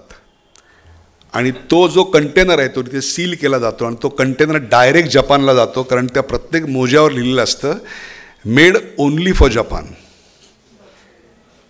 आणि 6 सिग्मा क्वालिटी आहे. एकही महिला त्यातली इंजिनियर नाही. त्या some of the shining stars I have never seen this. Payod industries, you be knowing, आपली मुलाखत झाली होती त्यांची. विचार करा की ही जी एंटरप्रेन्योर स्पिरिट आहे ही जर 30 वर्षात आम्हाला मिळाली असेल तर मग 1951 साली तुम्ही हे का नाही केलं? आमचे आई वडील, आजी आजोबा हे असे खितपत का मेले? आणि जर हे असंच पुढे चालू राहिलं तर कदाचित माझंही आयुष्य असंच जाईल का? मग आमच्या मुलाबाळांनी काय करायचं? शिकून परदेशी यायची स्वप्न बघायची आणि तिथेच राहायचं आणि आम्ही मात्र व्हिडिओ कॉलवर समाधान मानायचं. आज घरोघरीची शोकांतिका आहे. आस्क पुण्याला जाऊन विचारा. 2/3 of Poona thrives on their calls in the evening made to American kids. आणि मग एक विचित्र व्यवस्था निर्माण झाली. मी शहरात जातो आणि त्या गावातली ग्रोथ म्हणून लोक काय सांगतात, जरा तिकीटं आधी काढा बरं का, हुतात्मा स्मारक एक्सप्रेस पुणे सोलापूर. का तर शुक्रवार शनिवार रविवार खूप गर्दी असते, कारण ती IT मध्ये काम करणारी मुलं पुण्याला जातात, हैदराबादला जातात आणि ती परत येतात ना गावात आपल्या सोलापुरात. मग ते पुण्याला का जातात? ती इंडस्ट्री सोलापुरात का नाही? मग तो मुख्यमंत्री हसऱ्या चेहऱ्याचा जो होता ना, त्याचा मला उपयोग काय आहे? बरोबर आहे? म्हणजे वर्षानुवर्ष हैदराबाद पुणे गाडी फुल, हैदराबाद सोलापूर गाडी फुल, पण सोलापुरात विकास नाही. असं प्रत्येक शहरात मला दिसायला लागलं. So I said this is somewhere we have gone wrong. आणि आता आमच्यासमोर विकासाचं जे चॅलेंज आहे त्यावेळेला जग आम्हाला पर्यावरणाचा धोका दाखवतं. मी तुर्कमेनिस्तानला गेलो होतो आणि एका नदीच्या काठावरून चाललो होतो. दुभाषा होता बरोबर. आणि बघतो तर जहाजं अशी बुडलेली वर आलेली दिसत होती. तर म्हटलं हे काय? तो म्हटला याच्या काठावर रशियन सरकारनी 12 मोठ्या टेक्सटाईल कंपन्या काढल्या. त्यांनी एवढं पाणी उपसलं की जलचर मेले, वनस्पती मेल्या आणि बुडलेली जहाजं वरती आली. विचार करा, हे जर उद्या भारतात केंद्र किंवा एखाद्या राज्य सरकारने केलं तर ग्रेटा थनबर्ग तर डोक्यावर नाचेल येऊन आपल्या. म्हणजे आता तुम्ही आम्हाला पर्यावरण शिकवता. मग जपानच्या प्रत्येक मातीच्या कणामध्ये मर्क्युरी का सापडतो आज? Because it was a disaster then which they hide it from the world. मग आमचं मॉडेल कोणतं? तर मग एक मॉडेल असं बागुलबुवा दाखवला जातो की आपण साऊथ कोरियन मॉडेलने गेलं पाहिजे, कारण दरडोई उत्पन्न तिकडे सर्वात जास्त आहे. मी साऊथ कोरियात गेलो, तो अभ्यास केला, तेव्हा लक्षात आलं 3 शहरामध्ये 93% लोक राहतात आणि शेकडो अशी गावं आहेत की ज्या गावात 65च्या खालचा एकही माणूस नाही. त्या गावाचं, त्या शहराचं, देशाचं दरडोई उत्पन्न जास्त आहे, आत्महत्येचा दरही सर्वात जास्त आहे. हे मॉडेल आम्हाला हवं आहे.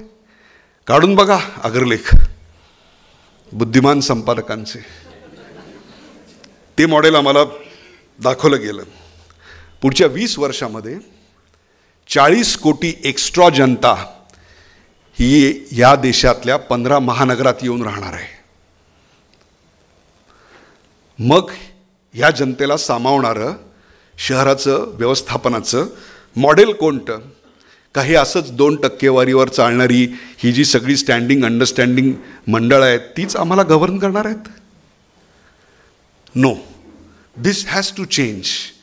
2047 साली जर असंच असेल की पुणे, मुंबई, नाशिक, औरंगाबाद इथेच फक्त इंडस्ट्रियल विकास आहे आणि बीड, धाराशिव किंवा गडचिरोली हे मागास आहे, तो मुझे नहीं लगता ये 100 साल का सेलिब्रेशन का अधिकार होगा. मी तुम्हाला अशा करता सांगतोय की हीच ती वेळ, हाच तो क्षण की जेव्हा आपल्याला हे हार्ड प्रश्न विचारावे लागणार आहेत. उत्तराखंड, 70% उत्तराखंडवर ग्रीन कव्हर आहे, म्हणजे जंगल आहे. तिकडे जोपर्यंत तुम्ही उद्योग आणत नाही तोपर्यंत दरडोई उत्पन्न वाढणार नाही.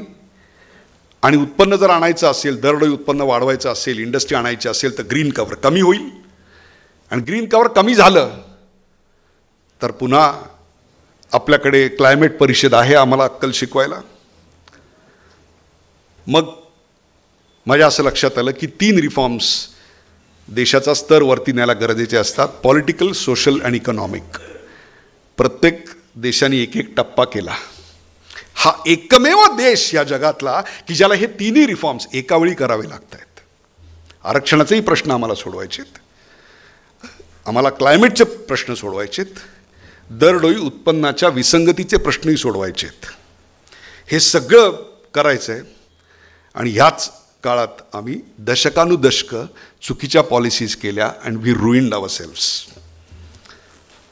हे मी तुम्हाला अशा करता सांगतोय की आता ह्या पुढच्या काळामध्ये या चुका आम्हाला परवडणाऱ्या नाहीत. हेच जर पुन्हा आम्ही असाच विकास करत राहणार असू आणि एका विशिष्ट समाजाच्या आणि भूभागापर्यंतच ते निर्माण होणार असेल तर ते चालणार नाही. मला नेहमी असं वाटतं विनायकराव की निवडणुकीचे जाहीरनामे आहेत ना, त्याला करारपत्राचा दर्जा दिला पाहिजे. आपण घर घेताना बिल्डर म्हणतो ना, तुम्हाला हे दिन ते दिन ते दिन, नाही दिलं तर ठोकता येतं की नाही बरोबर त्याला रेराखाली, बरोबर ना? असा कायदा पाहिजे की राजकीय पक्ष जे देतो म्हणले ना ते दिलं नाही तर त्यांना जेलमध्ये टाकायची प्रोव्हिजन पाहिजे. या देशातली सर्वात मोठी ॲडव्हान्टेज काय असेल तर ती एज्युकेशन ही आहे. म्हणजे लार्ज पॉप्युलेशन आणि त्या लार्ज पॉप्युलेशनला शिकवणारी यंत्रणा मात्र दुबळी ठेवली गेली वर्षानुवर्ष. आत्ता न्यू एज्युकेशन पॉलिसी आली, कधीतरी त्या विषयावर आपण वेगळं सेमिनार घेऊ की त्याच्यानी काय काय बदल घडणार आहेत. क्वालिटी ऑफ एज्युकेशनकडे कधीही लक्ष दिलं गेलं नाही. क्वांटिटी तर आलीच नाही, क्वालिटी पण आली नाही. So there were 2 types of engineers, those who can work in factories and those who can drive scooters, म्हणजे रिक्षा. गुणवत्ता नावाचा प्रकारच नाही. सगळं शिक्षक केंद्रित, विद्यार्थी केंद्रित काही नाही. एका वाक्यात हा मुद्दा तुम्हाला सांगतो नीट. एक गाव होतं छोटंसं, त्या गावात एक छोटासा मुलगा होता. तो एका चौराह्यावर गेला आणि जोरात ओरडला, मी माझ्या कुत्र्याला गायला शिकवलं आहे. गायला शिकवलं. त्याला कळलं आपला TRP मिळाला. तो पुढच्या चौराहे पे गया, फिर से जोर से बोला. हे लोकांना थांबवला, काय रे गायला शिकवलं म्हणतो, कुठे कुत्रा? तो म्हणतो उद्या सकाळी 10 वाजता या ना, दाखवतो तुम्हाला. सगळं बातमी पसरली. गरीब श्रीमंत आबाल वृद्ध नटून थटून जगातलं 8वं आश्चर्य बघायला त्याच्या घरात परसदारी गेले. आणि तरी बरोबर 10 वाजता दार उघडलं. एक छोटा पॉमेरियन कुत्रा घेऊन तो आला आणि त्यांनी आज्ञा केली, टॉमी गा. आणि आत्ता जेवढी शांतता आहे तेवढी शांतता तेव्हा होती. कुत्र्यानं तोंड उघडलं. आता लोक प्राणांच्या सर्व शक्ती कर्णांच्या ठाई एकवटून popping their eyes and funneling their ears looked at the dog. आणि तो कुत्रा चक्क, तुम्हाला सांगतो आश्चर्य वाटेल, भुंकायला लागला. तुम्हाला काय वाटलं, कुत्रा गाईल? असं कसं शक्य आहे? तर थांबवलं त्याला. तो म्हणलं होता कुत्र्याला गायला शिकवलंय. तो हो मी शिकवलंय असं म्हणलं. तो शिकला असं कुठे म्हणलं.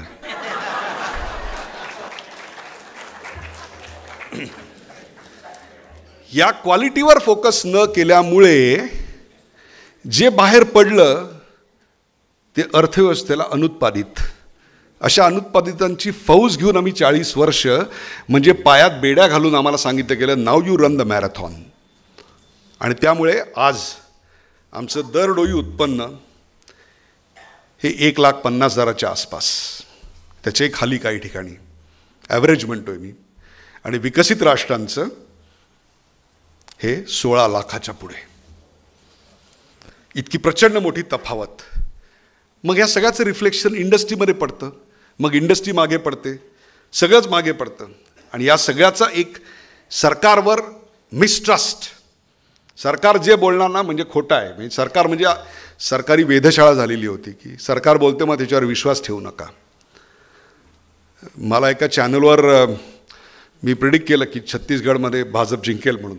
तर ते म्हटले कसं काय तुम्ही सांगितलं. म्हटलं कुछ नाही सीधा बात था. म्हटलं मी NHPCच्या संचालक मंडळावर आहे. हिमाचलला गेलो होतो. ते रेल्वे क्रॉसिंगला आमची कार थांबली. पाय मोकळे करायला म्हणून खाली उतरलो आणि तिकडे एक मालगाडी चालली होती. त्या मालगाडीत दगडी कोळसा भरलेला होता. ती हळू चालली होती. आता काहीतरी बोलायचं म्हणून मी त्या सिग्नलवाल्याच्या बाजूला एक तो खिरेवाला होता, म्हणजे काकड्या विकणारा. त्यांच्याशी बोलताना बोललं, म्हटलं क्या आजकल ट्रेनें बहुत लेट चलती है. दोघांनी शांतपणे माझ्याकडे बोला क्या बोलते हैं साहब, कहाँ किस दुनिया में रहते हैं. ये ट्रेन को 10 साल पहले 30 घंटा ज़्यादा लगता था, अब 30 घंटा कम लगता है. छत्तीसगढ़ से आती है. जर ही जाणीव हिमाचल प्रदेशात असेल तर छत्तीसगडमध्ये किती असेल. That's where I thought there is a severe under current. इथे मला आणखीन एक मुद्दा मांडायचा आहे की जो मिस्ट्रस्ट होता सरकार आणि याच्यामध्ये, तो मिस्ट्रस्ट मला अलीकडे कमी झालेला दिसतो. सरकारने एक ऐलान केलं की मुखपट्ट्या वापरा, पीपल यूज इट. सरकारने एक ऐलान केलं की आपल्याकडे जुन्नरला सोनल म्हात्रे आहेत, त्यांनी त्यांच्या लग्नामध्ये आंब्याची रोपं लोकांना काय गिफ्ट म्हणून दिली. अनेक ठिकाणी ते मला दिसायला लागलं. अनेक ठिकाणी भगवद्गीता परदेशामध्ये टीचिंग क्लासेस सुरू झाले, योगासनाचे क्लासेस सुरू झाले. हे सगळे सरकारी आव्हानानंतर या गोष्टी सुरू होतात. मधुबनीचे डिझायनर मास्क निघाले होते आणि सगळे नटनट्या हे मधुबनीचे मास्क वापरत होते. So it was amazing. यात्रा जत्रा आम्हाला कळत नव्हत्या. दिस इज वेअर आय सॅल्यूट मन की बात. I think one of the largest initiative की ह्या देशात इतक्या अफलातून यात्रा आणि जत्रा होतात. आपल्याकडे पुण्यात परिणिता दांडेकर आहेत, किती लोकांना माहिती आहेत मला माहीत नाही, पण त्या बाईंकडे जगातल्या सर्व नद्यांचा इतिहास लिहिलेला आहे.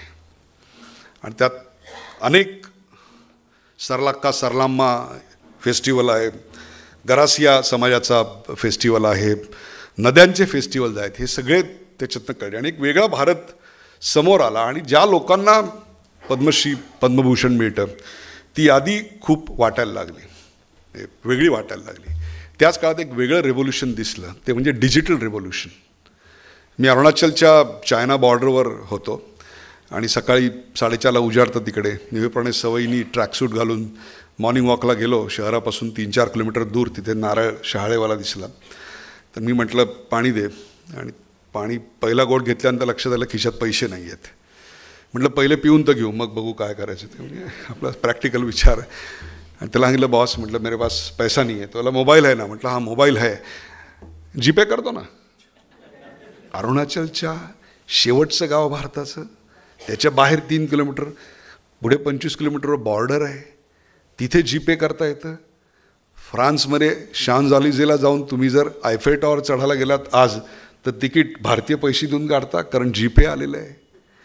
130 कोटी लोकांपर्यंत डायरेक्ट बेनिफिट ट्रान्सफर कसा जातो याचा अभ्यास करायला वर्ल्ड बँकेने टीम पाठवली. I think this is amazing. हे जे ऑनलाईन रेव्होल्युशन आहे, आज जर इकडे कोणी तरुण मुलं असतील तर I advise some venture capital companies also, please work on only one technology which is JAM, Jan Dhan, Aadhaar and mobile. ह्याच्यावर आधारित जर तुम्ही एखादं प्रॉडक्ट निर्माण केलं तर मी तुम्हाला सांगतो you can do anything wonders on the earth. हे सगळं मी तुम्हाला अशा करता सांगतो की यावर मोहर ही मेड इन इंडिया ही आहे. 96 साली मी पहिल्यांदा वाजपेयींना परदेशात ऐकलं. ते पहिल्यांदा पंतप्रधान म्हणून आले होते. त्यांचं पहिलं वाक्य होतं, मजदूर बन के आए थे, शासक बन के रह गए. आज डिजिटल रेव्होल्यूशननी ते सहज शक्य झालं. 10 वर्षापूर्वी जे मोबाईल आपल्याकडे बनायचे 100 मोबाईल, त्यातले 98 परदेशात नाही यायचे. आज 98 या देशात बनतात, 2 बाहेर नाही येतात. It's a great revolution. We were 11th largest economy. Purchasing power जर काढली तर आपण 3rd लार्जेस्ट आहोत. आणि we in next 2 quarters 3 quarters will overtake Germany. मी सगळं तुम्हाला अशा करता सांगतोय की हे या भारतीयांनी केलं. मग मला प्रश्न असा पडतो की हे 50 वर्षापूर्वी का नाही झालं? So what made that difference? दरडोई उत्पन्न आपलं इतकं खाली. आणखीन एक गोष्ट माझ्या लक्षात आली की ती म्हणजे आपल्याकडची विश्वविद्यालयांची संख्या फक्त 750 होती. ती आत्ता कुठे 1100वर आली आहे. आणि डेव्हलप नेशनमध्ये ती 20,000च्या आसपास आहे. So you can imagine what we need to. हा इतका प्रचंड मोठ्या प्रमाणात जो आजूबाजूला गलबला चालू आहे, त्याच्यात एक सूक्ष्म गोष्ट अशी आहे की उत्तर प्रदेशातून इकडे येणाऱ्या स्थलांतरित मजुरांची संख्या आता रोडावली आहे. खूप मोठ्या प्रमाणात रोडावली आहे, कारण तिकडे उद्योग आलेला आहे. हे यापूर्वीच्या दशकात कधीही घडलेलं नव्हतं. सुदैवाने अलीकडच्या काळात अयोध्या स्टेशन आणि अयोध्या एअरपोर्ट मला पाहायची संधी मिळाली. Believe me, I never felt that this is happening in Uttar Pradesh. This is huge. एक अलीकडे डेलिगेशन आलं होतं, किती लोकांना माहिती आहे मला माहीत नाही, जपान सरकारने पाठवलं होतं. अशा बातम्या आपल्याकडे फार छोट्या येतात, त्यामुळे लक्षात राहत नाहीत. पण a journalist has a bad, we write down everything. त्यांनी त्याच्यात दिलं होतं की जपान सरकारने बुलेट ट्रेनची इथली इम्प्लिमेंटेशन हे वेळेआधी का होतं आहे याची पाहणी करण्याकरता माणसं पाठवली होती. Can you believe this? This is happening. ज्या पद्धतीनं रस्ते विकास झाला. मी पँगॉग लेकला, आमचा एक प्रोजेक्ट आहे त्याच्याकरता गेलो होतो. पँगॉग लेकपर्यंत रस्ता बांधला आहे गडकरींनी. I have never seen this in my life. याआधी मी पँगॉग लेकला गेलो होतो. या सगळ्यामुळे काय होणार आहे माहिती आहे का? तुमची एक गोष्ट लक्षात येत नाही, कुठल्या गोष्टीचा काय संबंध असेल हे समजावून सांगितल्यानंतर कळतं. We will be globally competitive. आता तुम्ही म्हणाल की अरे महाराष्ट्रात रस्ते बांधून ग्लोबली कॉम्पिटिटिव्ह कसे होणार? येस, याचं कारण आमची supply chain cost, logistic cost जी 15% होती मगाशी मी तुम्हाला सांगितलं, ती आता या वर्षाच्या पुढच्या वर्षाच्या एंडला 8% खाली येते. So that will make us किती रस्ते बांधले जात आहेत, काय इलेक्ट्रिफिकेशन चालू आहे. म्हणजे रेल्वे नेटवर्क, परवा अश्विन वैष्णवशी बोलताना एक गोष्ट, रेल्वे नेटवर्क तर म्हणजे अख्ख्या स्वित्झर्लंडमध्ये जेवढं रेल्वे नेटवर्क आहे तेवढं आम्ही एका वर्षात ॲड करतो आहे. इतका प्रचंड प्रगतीचा वेग मी काढला.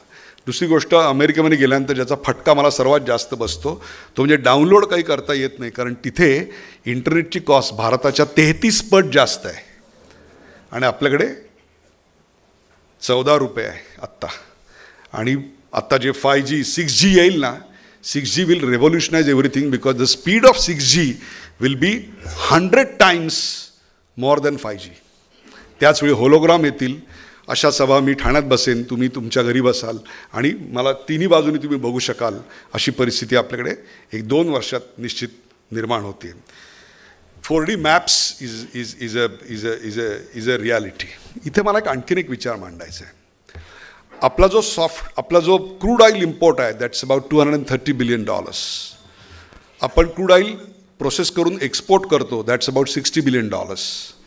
So we are a trade deficit bill of about $150-160 billion a year. आणि आपला सॉफ्टवेअर एक्सपोर्ट $140 ते $150 बिलियन आहे. आणि सगळे मिळून फक्त 55 लाख सॉफ्टवेअर इंजिनियर्स आहेत. उद्या जेव्हा नॅशनल न्यू एज्युकेशन पॉलिसीनी ही संख्या 1 कोटीवर पोहोचेल तेव्हा आपल्या सॉफ्टवेअर एक्सपोर्टची ताकद जगात किती वाढली असेल याचा विचार करा. Then the balance of payment situation will be completely in favour of India.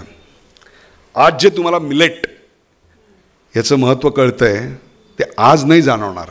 आज ते फॅशन वाटतंय, मार्केटिंग फंडा वाटतोय. 10 वर्षानंतर जेव्हा पुढच्या पिढीच्या शरीरातला प्रोटीन कंटेंट वाढलेला असेल आणि त्यांची कार्यक्षमता वाढली असेल तेव्हा तुम्हाला कळेल की अमेरिकेच्या मुलांमध्ये जेवढं प्रोटीन असतं देहामध्ये तेवढंच प्रोटीन आज भारतीय मुलांच्या देहातही असणार आहे. याला म्हणतात विकसित राष्ट्र. शेवटचे काही मुद्दे आहेत त्यातला एक अमृतकाल विषयी एक एक्सप्लेनेशन दिलं पाहिजे. अनेकांना असं वाटतं की म्हणजे हा अमृतकाल आहे. बरोबर आहे, टेक्निकली स्पीकिंग शब्दार्थाने ते अगदी खरं आहे, पण त्याचा अर्थ खूप वेगळा आहे. And that's why I am here.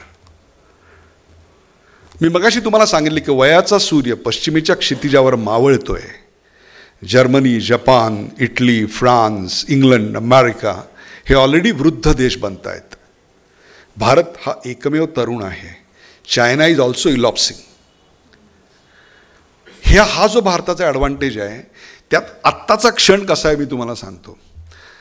Our fertility rate, जन्मदर हा आपल्या रिप्लेसमेंट रेटपेक्षा कमी आहे. म्हणजे जर 100 माणसं मृत्युमुखी पडत असतील तर आपण 100 माणसं जन्माला घालत नाही आहोत. So we are reducing. त्यामुळे लहान मुलांची काळजी घेणारी अर्थव्यवस्था किंवा तरुणांना संधी देणं वगैरे ही आव्हानं आता कमी आहेत पूर्वीपेक्षा.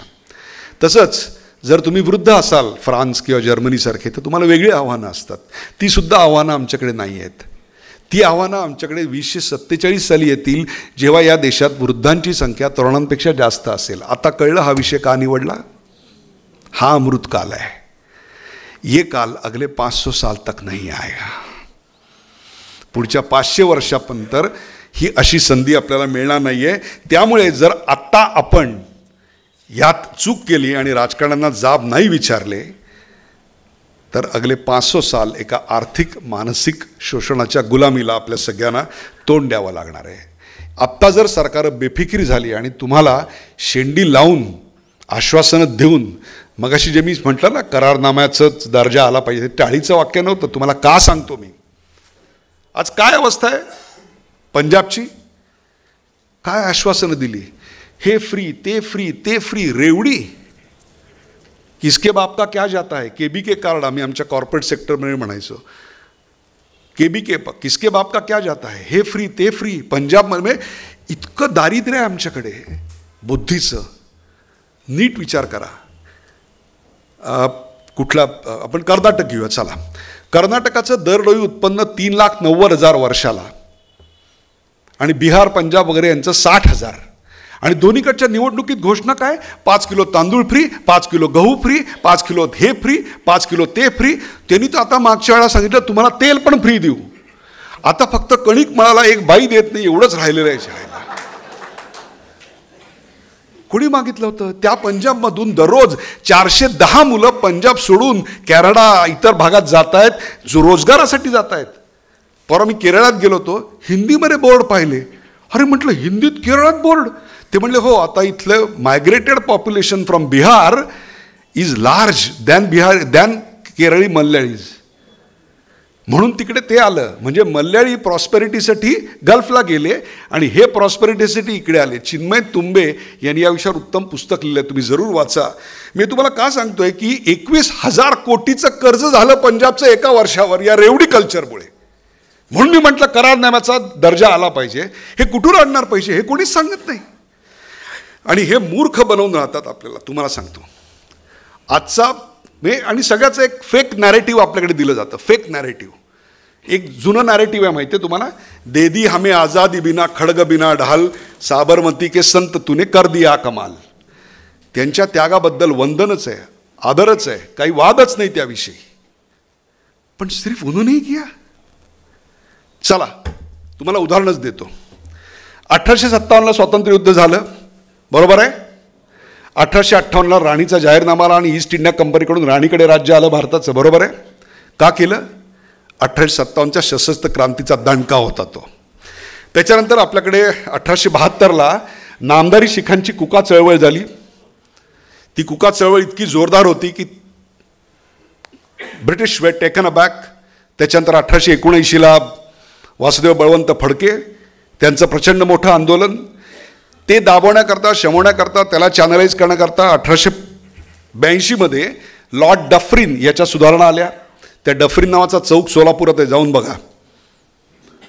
त्याच्यानी शमत नाही म्हटल्यानंतर चैनलाइज करने के लिए, गुमराह करने के लिए कांग्रेस की स्थापना की गई की असंतोषाला वाट फुटत राहील, आपलं सरकार आभारित राहील. त्यातनंही काही साध्य झालं नाही. 1905 ते 1911 वंगभंगाची चळवळ, प्रचंड मोठ्या प्रमाणात जाळपोळी, पहिल्यांदा बॉम्ब वापरण्यात आला, त्या ह्याच्यात गोळ्या वापरण्यात आल्या. ती वंगभंगाची चळवळ आल्यानंतर ती शमवण्याकरता मोर्ले मिंटो सुधारणा आल्या की बाबा आता भारतीय शांत होतील, एक गाजर पुढे दाखवत त्यांना खेळवत राहायचं. ते झाल्यानंतर 1915 ते 1919 गदर क्रांती आली. त्या गदर क्रांतीनंतर इतका प्रचंड सशस्त्र क्रांतिकारक, इतका रक्ताचा सडा पडला, ब्रिटिशांना सळो की पळो करून सोडण्यात आलं. लगेच मॉन्टेग्यू चेम्सफर्ड आले, त्यांच्या सुधारणांचं गाजर दाखवण्यात आलं. बघा, हे एक वर्षाच्या फरकाने घडलेलं आहे. 1925 सालचा काकोरी कट, चंद्रशेखर आझाद, अनेक पिक्चर याच्यावर निघाले आहेत. त्या कटाचा इतका दणका बसला की गोलमेज परिषद 1930 साली तिकडे भरवावी लागली. आणि चर्चा कशाची झाली? एक आदमी यहां से वहां जाता है, उसकी चर्चा हो गई. जो शहीद हुए उनकी नहीं चर्चा हुई. बरोबर आहे? 1940ला आझाद हिंद फौज इम्फाल जिंकून दिल्लीकडे येत होते. त्याच काळामध्ये दोन गोष्टी मी आज तुमच्या कानावर घालतोय आणि त्या पुराव्यासकट तुमच्याकडे मांडतोय. जर कोणाला चॅलेंज करायचं असेल तर आपल्याकडे त्याचा पुरावा आहे. 1918 साली इथून एक माणूस, एक नेता इंग्लंडला गेला आणि त्यांनी त्यावेळच्या मजूर पार्टीला, म्हणजे जो संपलेला होता, अस्तित्वच नव्हतं, कारण सगळं कॉन्झर्वेटिव्ह पक्षाचं जमीनदारांचं राज्य होतं, ज्या जमीनदारांचा ईस्ट इंडिया कंपनीत आणि ईस्ट इंडिया कंपनीचा भारतात त्यांचा राणीच्या सरकारमध्ये स्टेक होता, त्यामुळे त्यांनी ती व्यवस्था अबाध ठेवली होती आणि त्यांचं राज्य संपूर्ण जगावर होतं. आणि त्याला विरोध या लेबर पार्टीचा होता.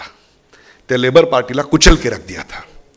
त्यावेळेला या द्रष्ट्या महान नेत्यानं भारतात परत आल्यानंतर गरिबांकडून आणि श्रीमंतांकडून 1-1, 2-2 रुपये, 4-4 आणे गोळा केले आणि 1800 पाऊंडाची देणगी त्यांनी त्या मजूर पक्षाला पाठवून दिली. त्या पक्षाला जी वर्षभरात देणगी मिळाली होती ना, त्याच्या 85% रक्कम ती होती आणि तो पक्ष तरला, जगला. त्या भारतीय नेत्याला त्या खजिनदाराने जे पत्र लिहिलं, ते पत्रही माझ्याकडे आहे. त्यात ते लिहिलं की तुमची लोकशाहीची जी मागणी आहे स्वातंत्र्याची, ती योग्य आहे आणि जेव्हा केव्हा आम्हाला स्वातंत्र्य जेव्हा केव्हा आम्ही सत्तेवर येऊ त्यावेळेला आम्ही तुमची ही मागणी नक्की मान्य करू. हे पत्र ऑन रेकॉर्ड आहे. ती जी रिसीट आहे 1800 पाऊंडाची, तीही ऑन रेकॉर्ड आहे. आता तुम्हाला वाटत असणार की हा नेता कोण? त्या नेत्याचं नाव आहे बाळ गंगाधर टिळक. हे कधी सांगितलं गेलं नाही. दुसरं सांगतो, क्लेमंट ॲटली हा मजूर पक्षाचा पंतप्रधान झाला, चर्चिलचा पराभव करून झाला. Churchill was taller than England. राजा स्टन झाला. चर्चिलच्या नेतृत्वानंतर राजा हारला, राजा स्टन झाला. आणि क्लेमंट ॲटली प्रथेप्रमाणे राजाला सांगायला गेला बकिंगहॅम पॅलेसमध्ये. ज्यांनी क्राऊन ही सिरीज बघितली आहे ना नेटफ्लिक्सवर, तो सीन काढून बघा. अतिशय अप्रतिम चित्रित केलेला आणि तो खरा आहे. त्यात त्यांनी सांगितलं की येतो, नमस्कार करतो, दोघांच्यात अवघड असा एक क्षण जातो आणि काय बोलावं कळत नाही. राजाला कधीच वाटलं नव्हतं की आपल्याला क्लेमंट ॲटलीला इथे बोलवावं लागेल. आणि तो म्हणतो की ब्रिटिश जनतेने मला पंतप्रधान म्हणून निवडून दिलेलं आहे, तर मी आता तुमच्यासमोर पंतप्रधान होण्याची परमिशन मागतोय. पुन्हा मोठा सायलेन्स, कॅमेरा पॅन होतो, टॉपला जातो, गोल फिरतो, राजावर स्थिरावतो. राजा विचारमग्न, खाली बघतोय, वरती बघतोय, कॅमेरा आय लेवलच्या खाली जातो आणि राजा म्हणतो, हो मी रेडिओवर ऐकलं तू पंतप्रधान झालायस. इतकं कोरडं. त्या क्लेमंट ॲटलीली 1955 साली भारताला व्हिजिट दिलेली होती. P.B. चक्रवर्ती नावाचे प्रभारी गव्हर्नर होते पश्चिम बंगालचे. त्यांच्याकडे त्यांना चहापानाला बोलवलं होतं. त्यांचे पाहुणे होते ते.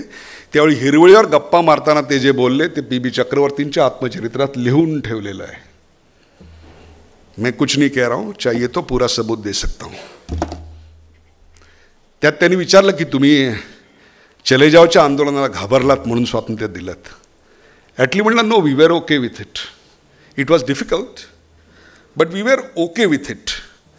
व्हॉट वी वेर वरीड, हे नाविकांचं जे बंड झालं ना मुंबईत त्याच्यामुळे, कारण त्यांच्या हातात शस्त्र गेली, शस्त्रागाराच्या चाव्या गेल्या. हेच ते शूर हिंदी शिपाई की ज्यांनी दुसऱ्या महायुद्धात आम्हाला विजय मिळवून दिला. आणि त्यांना कोणतरी सांगत होतं की आता ह्या बंदुका ब्रिटिशांवर रोखा, त्याच्या आधी आम्ही देश सोडून दिला. आता आठवा 1937 साली साहित्य संमेलनात तुम्हाला कोणी सांगितलं होतं लेखण्या मोडा आणि बंदुका हाती घ्या. त्या नेत्याचं नाव होतं वीर विनायक दामोदर सावरकर. नॅरेटिव्हचं युद्ध आहे तुम्हाला सांगतो. एक नॅरेटिव्ह टाकलं जातं आणि त्या नॅरेटिव्हमध्ये हा देश बर्बाद आहे, हे सगळं वाईट चाललं आहे, हे सगळं चांगलं जातं. 2047चं खरं युद्ध हे या नॅरेटिव्हच्या विरोधात आहे. This narrative needs to change. First we need to think that we are a superpower, we are a Vishwaguru. Our behaviour has to be like that. देशाची अर्थव्यवस्था नंबर 1ची झाली, समजून चाला. It's not very difficult. By 2047 we will be definitely not number 1 but at least number 2 पर्यंत नक्कीच जाऊ आपण. We will not be 16 lakh rupees per annum. पण आत्ताचा प्रश्न आहे तो जॉबचा नाही आहे. EPFOचे आकडे आहेत प्रॉव्हिडंट फंडाचे, ते आता आधारला लिंक आहे. मागच्या वर्षात मी स्वतः व्हेरीफाय केलं. आत्ता वेबसाईट आहे, मोठ्या स्क्रीन असताना दाखवलं असतं 1.5 कोटी लोक रजिस्टर झालेली आहेत. म्हणजे याचा अर्थ नवीन 1.5 कोटी लोकांना जॉब मिळाले. मग हे काय म्हणतात तिकडे बाहेर जाऊन पार्लमेंटच्या बाहेर की जॉब नाही जॉब नाही. मग हे 1.5 कोटी लोक आले कुठून? You can challenge it. They are not challenging that. आता तुम्ही लक्षात घ्या, जॉब हा प्रॉब्लेम नाही आहे, वेजेस हा प्रॉब्लेम आहे. 20,000पेक्षा कमी दरमहा मिळणारी 80% जनता आहे. त्याचा आपल्याला 40,000वर 50,000वर न्यायचा आहे. मी तुम्हाला अशा करता सांगतोय the challenges for next 25 years are going to be completely different. कारण आपल्याकडे आयुर्मान वाढतंय, बर्थ रेट कमी होतोय आणि we have tremendous internal consumption. आज जगातलं आपल्याकडचं उत्पादन जे आहे ते 65% आम्ही इथेच कन्झ्युम करतोय. त्यामुळे world is looking at us for A model की ज्या दिवशी भारताचा सॉफ्टवेअर एक्सपोर्ट हा आमच्या ऑइल एक्सपोर्टपेक्षा पुढे जाईल. आज जगातला सर्वात मोठं सोलार पार्क आपण काढलं, जगातला सर्वात हायेस्ट ट्रेन पाथ आपण काढला. हे अभूतपूर्व आहे तुम्हाला सांगतो. हे बघायला बाहेरून लोक येतात पण आपल्याकडे येत नाहीत. आणि इकडे आपले राजकारणी काही जे आहेत ते रेवडी कल्चरमध्ये बिझी आहेत. Nobody is wanting to give the real pill of jobs. Punjab needed jobs and you are giving freebies. Obviously 410 लोक सोडून जातात आणि त्यातलाच एखादा कॅनडाला जाऊन या देशाच्या अर्थव्यवस्थेला आणि या देशाच्या न्यायव्यवस्थेला नख लावायला बसतो. हे चॅलेंज आपल्याकडे पुढचं आहे. एक लास्ट मुद्दा आहे तो म्हणजे अलीकडच्या काळात टाटा आणि एअर इंडिया यांनी एवढी विमानं विकत घेतली. आकाशाने 70 विमानं, टाटानी 270 विमानं. माहीत नसलेली गोष्ट तुम्हाला सांगतो, यातली 1/3पेक्षा जास्त विमानं ही भारतात बनणार आहेत. आणि ही जी विमानं बनणार आहेत ही विमानं पार्किंग करायला जागा लागते मित्र हो. म्हणजे तेवढे विमानतळ बनणार आहेत. आणि एक विमान करोडो रुपयाचं असतं. ती काही जुनी लहान मुलाची सायकल असते ना सोसायटीत खाली पडलेली, तशी नाही ठेवता येत ना. की 2-4 वर्षांनी सोसायटीवाले बोंब मारायला लागले की हे भंगारला टाकून दे, असं नाही करता येत ना. It cost bill. आणि ही इंडस्ट्री, एअरलाईन इंडस्ट्री, मी त्याचा कन्सल्टंट आहे म्हणून तुम्हाला सांगतो, it's a bloody worst industry. तुम्हाला माहिती आहे त्याचं प्रॉफिट किती कमी आहे ते? विचार करा. जेव्हा डॉलर आणि रुपी प्राईस स्टेबल आहे आणि जेव्हा विमानाच्या इंधनाचे दर स्टेबल आहेत, विमान फुल आहे आणि उतरताना आणि लँड होताना त्याला घिरट्या माराव्या लागत नाहीत, म्हणजे आयडियल फ्लाईंग कंडिशन, तेव्हा विमान सेवेचा प्रॉफिट हा पर पॅसेंजर पर किलोमीटर 3 पैसे आहे आणि तरीसुद्धा ही विमानं विकत घेत आहेत. That means there is a boom which is coming in front of us. कुछ तो बदल रहा है. या पुढच्या 2 वर्षात भारतात उत्तम 100 विद्यापीठं उभी राहत आहेत thanks to new education policy. What we need is now a collective consciousness of the people to demand the best governance. देश नंबर 1 इकॉनॉमी आणि पोस्टामध्ये गेल्यानंतर किंवा बँकेत गेल्यानंतर ते जे पेन अडकवलेलं असतं ना ते दोरीने बांधलेलं असतं का तर चोरू नये. बरोबर ना. किंवा गम लावलेला असतो त्याला ते दोरीला 3-4 वेळा असं बांधलेलं असतं की ते कोणी चोरू नये. किंवा कोर्टात गेलात तर ते असे लांब दांडेवाला पाण्याचा हे असतो त्यालाही बांधलेलं असतं. This is not a develop nation. ये डेव्हलप नाही है. इथं हजारो वर्ष ही एक परंपरा होती आणि ती मला असं वाटतं ही सर्वात मोठी गोष्ट आपल्याकडची आहे. आत्ताचा जो भारत आहे तो खऱ्या अर्थाने एक ॲस्पायरिंग भारत आहे. एक महत्त्वाकांक्षी भारत आहे की जो हंतरून पाहून पाय पसरत नाही. त्याला उडण्याकरता आकाश नको आहे. त्याला असं आकाश स्वतःचं हवं आहे ज्यात जगातले पक्षी उडतील. हा महत्त्वाचा मूलभूत फरक या मानसिकतेमध्ये झालेला आहे. मगाशी मी सांगितलं की गझनीच्या मोहम्मदाने आम्हाला लुटलं पण अफगाणिस्तानला या देशाची ज्ञान लालसा लुटता आली नाही.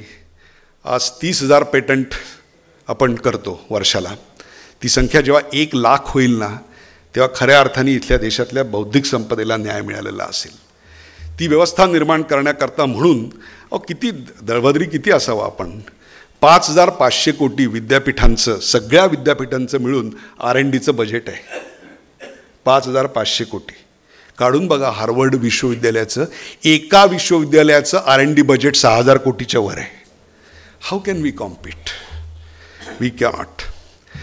त्यामुळे जर विश्वगुरू व्हायचं असेल 47 साली भारत समर्थ व्हायचा असेल तर केवळ तो केंद्रात आणि राज्यात नाही होऊन चालणार. प्रत्येक घरामध्ये इंटरनेट कनेक्शन, प्रत्येक जेवणाच्या टेबलावर ज्ञानाची चर्चा, प्रत्येक घरात पुस्तकाचं कपाट असलं पाहिजे तरच तो आपल्याला दिसणार आहे. मी एका शिक्षकाच्या घरात जन्माला आलो आणि शिक्षकाच्या घरातली गरिबी काय असते ती जवळून पाहिले मित्रांनो. I denied in 1991 to go to America and settled. मला एक दिवस असा बघायचा आहे या पुढच्या काळात. जेव्हा मी अमेरिकेचा विजा मागितला तेव्हा पहाटे 4 वाजता मी रांगेत उभा राहिलो. एक दिवस असा यावा की भारताच्या विजासाठी वॉशिंग्टनमधल्या भारतीय दूतावासासमोर अमेरिकनांनी पहाटे 4 वाजता रांग लावावी. अजूनही सगळं पाश्चात्य संकल्पनांवर चाललं आहे. एखादा माणूस खूप लांब धावला वगैरे असं की आपण म्हणतो काय मॅरेथॉन स्पेल होता. का मॅरेथॉन स्पेल. आमचे महाराज 22 किलोमीटर गनिम पाठी घेऊन धावले त्याचा उल्लेख का नाही होत. तेही तेवढंच कठीण होतं ना रात्रीत काटाकुट्यात धावणारं. पण कोट करायचं झालं की अमेरिकन आणि ब्रिटिश ऑथर आठवतात, विवेकानंद आणि परमहंस आठवत नाहीत. या पुढच्या काळात 2047पर्यंत जगातल्या विचारवंतांना हेच आठवले पाहिजेत तर खऱ्या अर्थाने या 2047 सालातल्या अमृतकालाला अर्थ आपण देऊ शकू. आज टागोर आठवत नाहीत पण इलियड होमर यांच्या गोष्टी आम्हाला आठवतात. We need to change. आणि हा भारत खूप बदलतो आहे तुम्हाला सांगतो. याचं कारण पूर्वी ते एक आमच्या घरी ना तुमच्याकडे पण असेल त्या हॉलमध्ये असं एक ते म्युरल होतं. ती 3 बंदरं होती माकडं. आठवतं तुमच्या घरी पण असणार. बुरा मत सोचो, बुरा मत देखो, बुरा मत बोलो. नहीं, अब अगर बुरा हो रहा है तो मैं बुलडोजर चलाऊंगा. अगर कोई बुरा कर रहा है तो उसे अंदर डालूंगा. और अगर बुरी चीज हो रही है तो उसे लाइव चैनल पे एन्काउंटर करूंगा.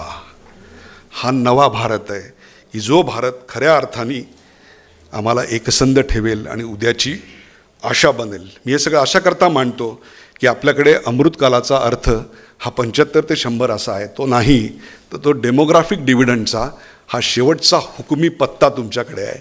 It is like last batsman, last ball, 6 runs to make, Dhoni to face and someone else to bowl. If we hit the 6 collectively, this nation shall be great for next 500 years. Thank you very much.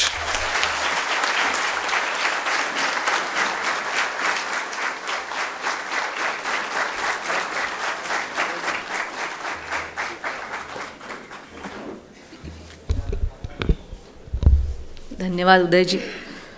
Bharat at 2047 अत्यंत खुमासदार शैलीत आपण केलेलं हे अभ्यासपूर्ण वक्तव्य निश्चितच एक नवीन ऊर्जा, नवीन उमेद आणि एक वेगळा अभिमान मला वाटतं प्रत्येकजण आता इथून जाताना आपण बरोबर घेऊन जातो आहे. आणि हा आपल्याला नाही तर आपल्या आजूबाजूच्या वातावरणालाही खूप मोहून टाकणारा असा निश्चित आहे. येणाऱ्या प्रचंड संधींची ही जाणीव जी आपण करून दिलीत त्याबद्दल खूप खूप धन्यवाद. आणि आता आपल्या अध्यक्षीय भाषणासाठी श्री विनायक गोविलकर सरांना मी इथे आमंत्रित करते. मंचावर उपस्थित आजचे प्रमुख वक्ते डॉक्टर उदय निरगुडकरजी, ज्यांनी हा कार्यक्रम आयोजित केला, ते श्वास फाउंडेशनचे प्रदीपजी पेशकार आणि सर्व टीम आणि बंधू भगिनींनो. अध्यक्षीय भाषण, मला वाटतं हा शब्द मी थोडा बदलून टाकतो, कारण आत्ता भाषण करायची काही जरूरच नाही आहे आणि काही प्रयोजन पण नाही आहे. अतिशय उत्तम असं विवेचन आत्ता आपण सगळ्यांनी ऐकलं आणि मला एक क्षणभर असं वाटलं की एक खूप चांगला वाचक, एक खूप चांगला चिंतक, एक खूप संपन्न अनुभवी, एक खूप चांगला भाषेचा अभ्यासक, एक खूप चांगला प्रेक्षकांची, श्रोत्यांची नस समजलेला आणि एक खूप चांगला देशावर प्रेम करणारा वक्ता आज आपल्याला ऐकायला मिळाला. पहिलं सगळं असलं ना तर ते वैयक्तिक असतं आणि जे शेवटचं विशेषण मी सांगितलं, या देशावर प्रेम करणारा, हे मला वाटतं 47 साली लागणार आहे आजपासून. जे नव्हतं, प्रत्येकाला असं वाटत होतं की माझा देश म्हणजे गरीब, माझा देश म्हणजे भिकारी, माझा देश म्हणजे असाच राहणार, जे जे उत्तम उदात्त उन्नत ते सगळं तिकडे. ही मानसिकता बदलण्याचं मूळ काय आहे तर या देशावरचं प्रेम आहे आणि ते आजच्या वक्त्यांमध्ये आपल्याला ओतप्रोत भरलेलं दिसलं. त्यामुळे कंटेंट्स जेवढे महत्त्वाचे होते तेवढीच त्याच्या पाठीमागची भावना महत्त्वाची होती, तेवढीच त्याचं प्रेझेंटेशन चांगलं होतं आणि म्हणूनच आपण 2.5 तास हे सगळं ऐकू शकलो. असा कार्यक्रम आयोजित केला श्वास फाउंडेशननी, त्याबद्दल श्वास फाउंडेशनचं करावं तेवढं कौतुक थोडंच आहे. आपण काही सुचवावं आणि श्वास फाउंडेशनने ते करावं असा अनुभव मी गेली 4-5 वर्ष घेतो आहे. असंच ते पुढे मार्गक्रमण करत राहतील असा विश्वास, अशी अपेक्षा म्हणत नाही, असा विश्वास मी या ठिकाणी व्यक्त करतो आणि त्यांना एकदा धन्यवाद देतो. आता एवढं अध्यक्षांनी बोलायचं असतं तेवढं बोलून झालं आहे. 2 गोष्टी फक्त मी ॲड करणार 1-5 मिनटं, कारण हा सगळा आर्थिक विषय माझ्या खूप जिव्हाळ्याचा आहे आणि ज्यांनी मोदीनॉमिक्स पुस्तक वाचलं आहे त्यांना माहिती आहे की त्याचा अर्धा भाग हा आजच्या भाषणाचं एका अर्थाने जरा विस्तृतीकरण आहे.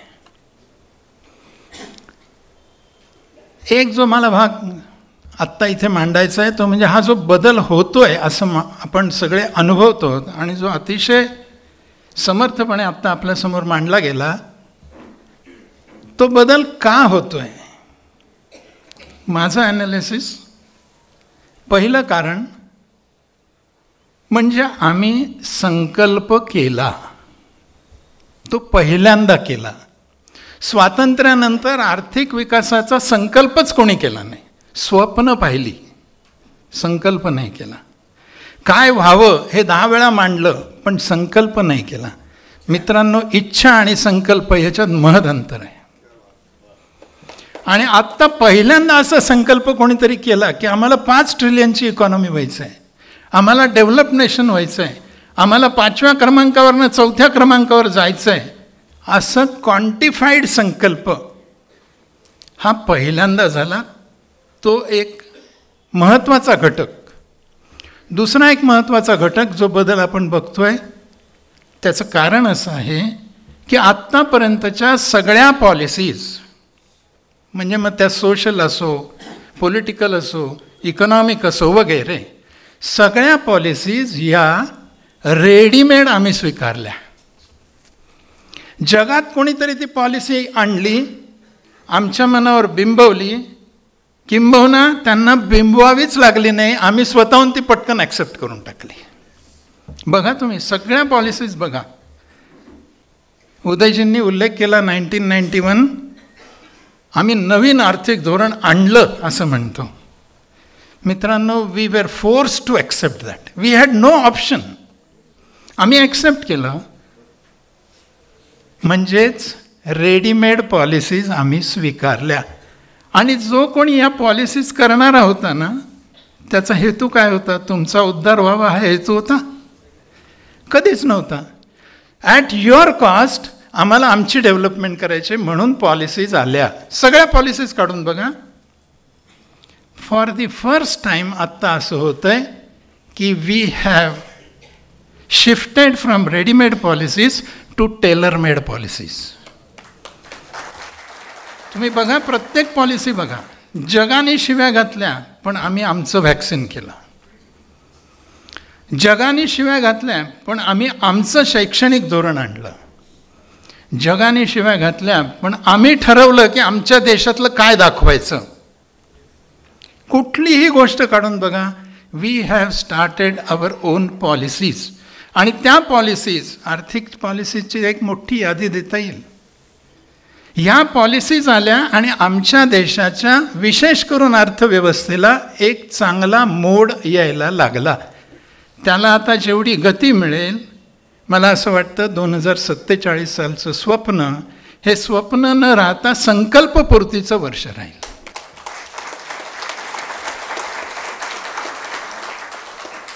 हा सगळा विषय उदयजींनी आपल्यासमोर मांडला, त्याबद्दल मी व्यक्तिशः आणि आपल्या सगळ्यांच्या वतीने त्यांचे आभार मानतो आणि थांबतो.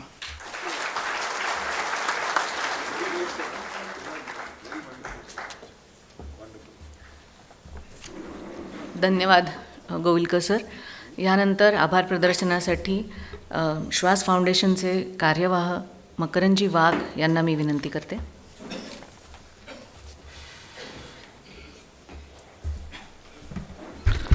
नमस्कार. आजच्या कार्यक्रमासाठी आपल्याला जे मौलिक विचार दिले आणि जो भारत ॲट 2047 जो आपल्या डोळ्यांपुढे उभा केला, तो नुसता उभं करण्याने आपण बोलून काही होणार नाही. त्याच्यासाठी सगळ्यांनी आपण संकल्प केला पाहिजे. जसं गोविलकर सर म्हटलं तसं त्या संकल्पासाठी आपण सगळ्यांनी कष्ट केले पाहिजे, काम केले पाहिजे, तर ते पूर्णतः जाणार आहे. आजच्या या कार्यक्रमासाठी प्रमुख वक्ते म्हणून जी श्री उदयजी निडगुरकर सर, अध्यक्ष माननीय श्री गोविलकर सर यांचे मी श्वास फाउंडेशन या संस्थेमार्फत मनापासून आभार व्यक्त करतो. तसे आपल्या ह्या कार्यक्रमासाठी संजयराव कुलकर्णी, सुहासजी वैद्य, आयएम नाशिकचे अध्यक्ष डॉक्टर भरतजी केळकर, ज्येष्ठ उद्योजक श्री देवेंद्रजी बापट, मुकुंदराव खाडीलकर, किरणजी चव्हाण, शंकराचार्य नासाचे अध्यक्ष आशिषजी कुलकर्णी, सार्वजनिक वाचनालयाचे अध्यक्ष श्री दिलीपजी फडके, भाजपचे ज्येष्ठ नेते श्री लक्ष्मणरावजी सावजी, भाजपचे महानगर प्रमुख श्री प्रशांतजी जाधव, विजयजी करंजकर, देवदत्तजी जोशी, नाशिक फर्टचे सुरेशभाई पटेल, भाजपाच्या नेत्या रोहिणीताई नायडू, तसेच सरचिटणीस सुनीलजी केदार सर, भाजपा युवा मोर्चाचे श्री आशिषजी सागर शेलार, BBNचे श्री श्रीपाद कुलकर्णी, ग्रंथ तुमच्या दारीचे विनायक रानाडे, उद्योजक श्री उमेशजी परदेशी, संजय सोमवंशी आणि नाना फड तसेच सर्व उपस्थित नाशिककर मान्यवर व सर्व पत्रकार बंधू आणि शंकराचार्य न्यासाचे व्यवस्थापक आणि कर्मचारी आणि श्वास फाउंडेशनचे सर्व पदाधिकारी यांचे मी मनापासून आभार व्यक्त करतो. धन्यवाद.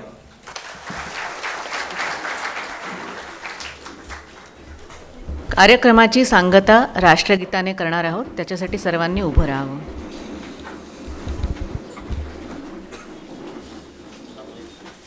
सामूहिक राष्ट्र. जनगण मन अधिनायक जय हे भारत भाग्य विधाता. पंजाब सिंध गुजरात मराठा द्राविड उत्कल वंग. विंध्य हिमाचल यमुना गंगा उच्छल जलधि तरंग. तव शुभ नामे जागे तव शुभ आशीष मांगे. गाहे तव जय गाथा जनगण मंगलदायक जय हे भारत भाग्य विधाता. जय हे जय हे जय हे जय जय जय जय हे. भारत माता की जय.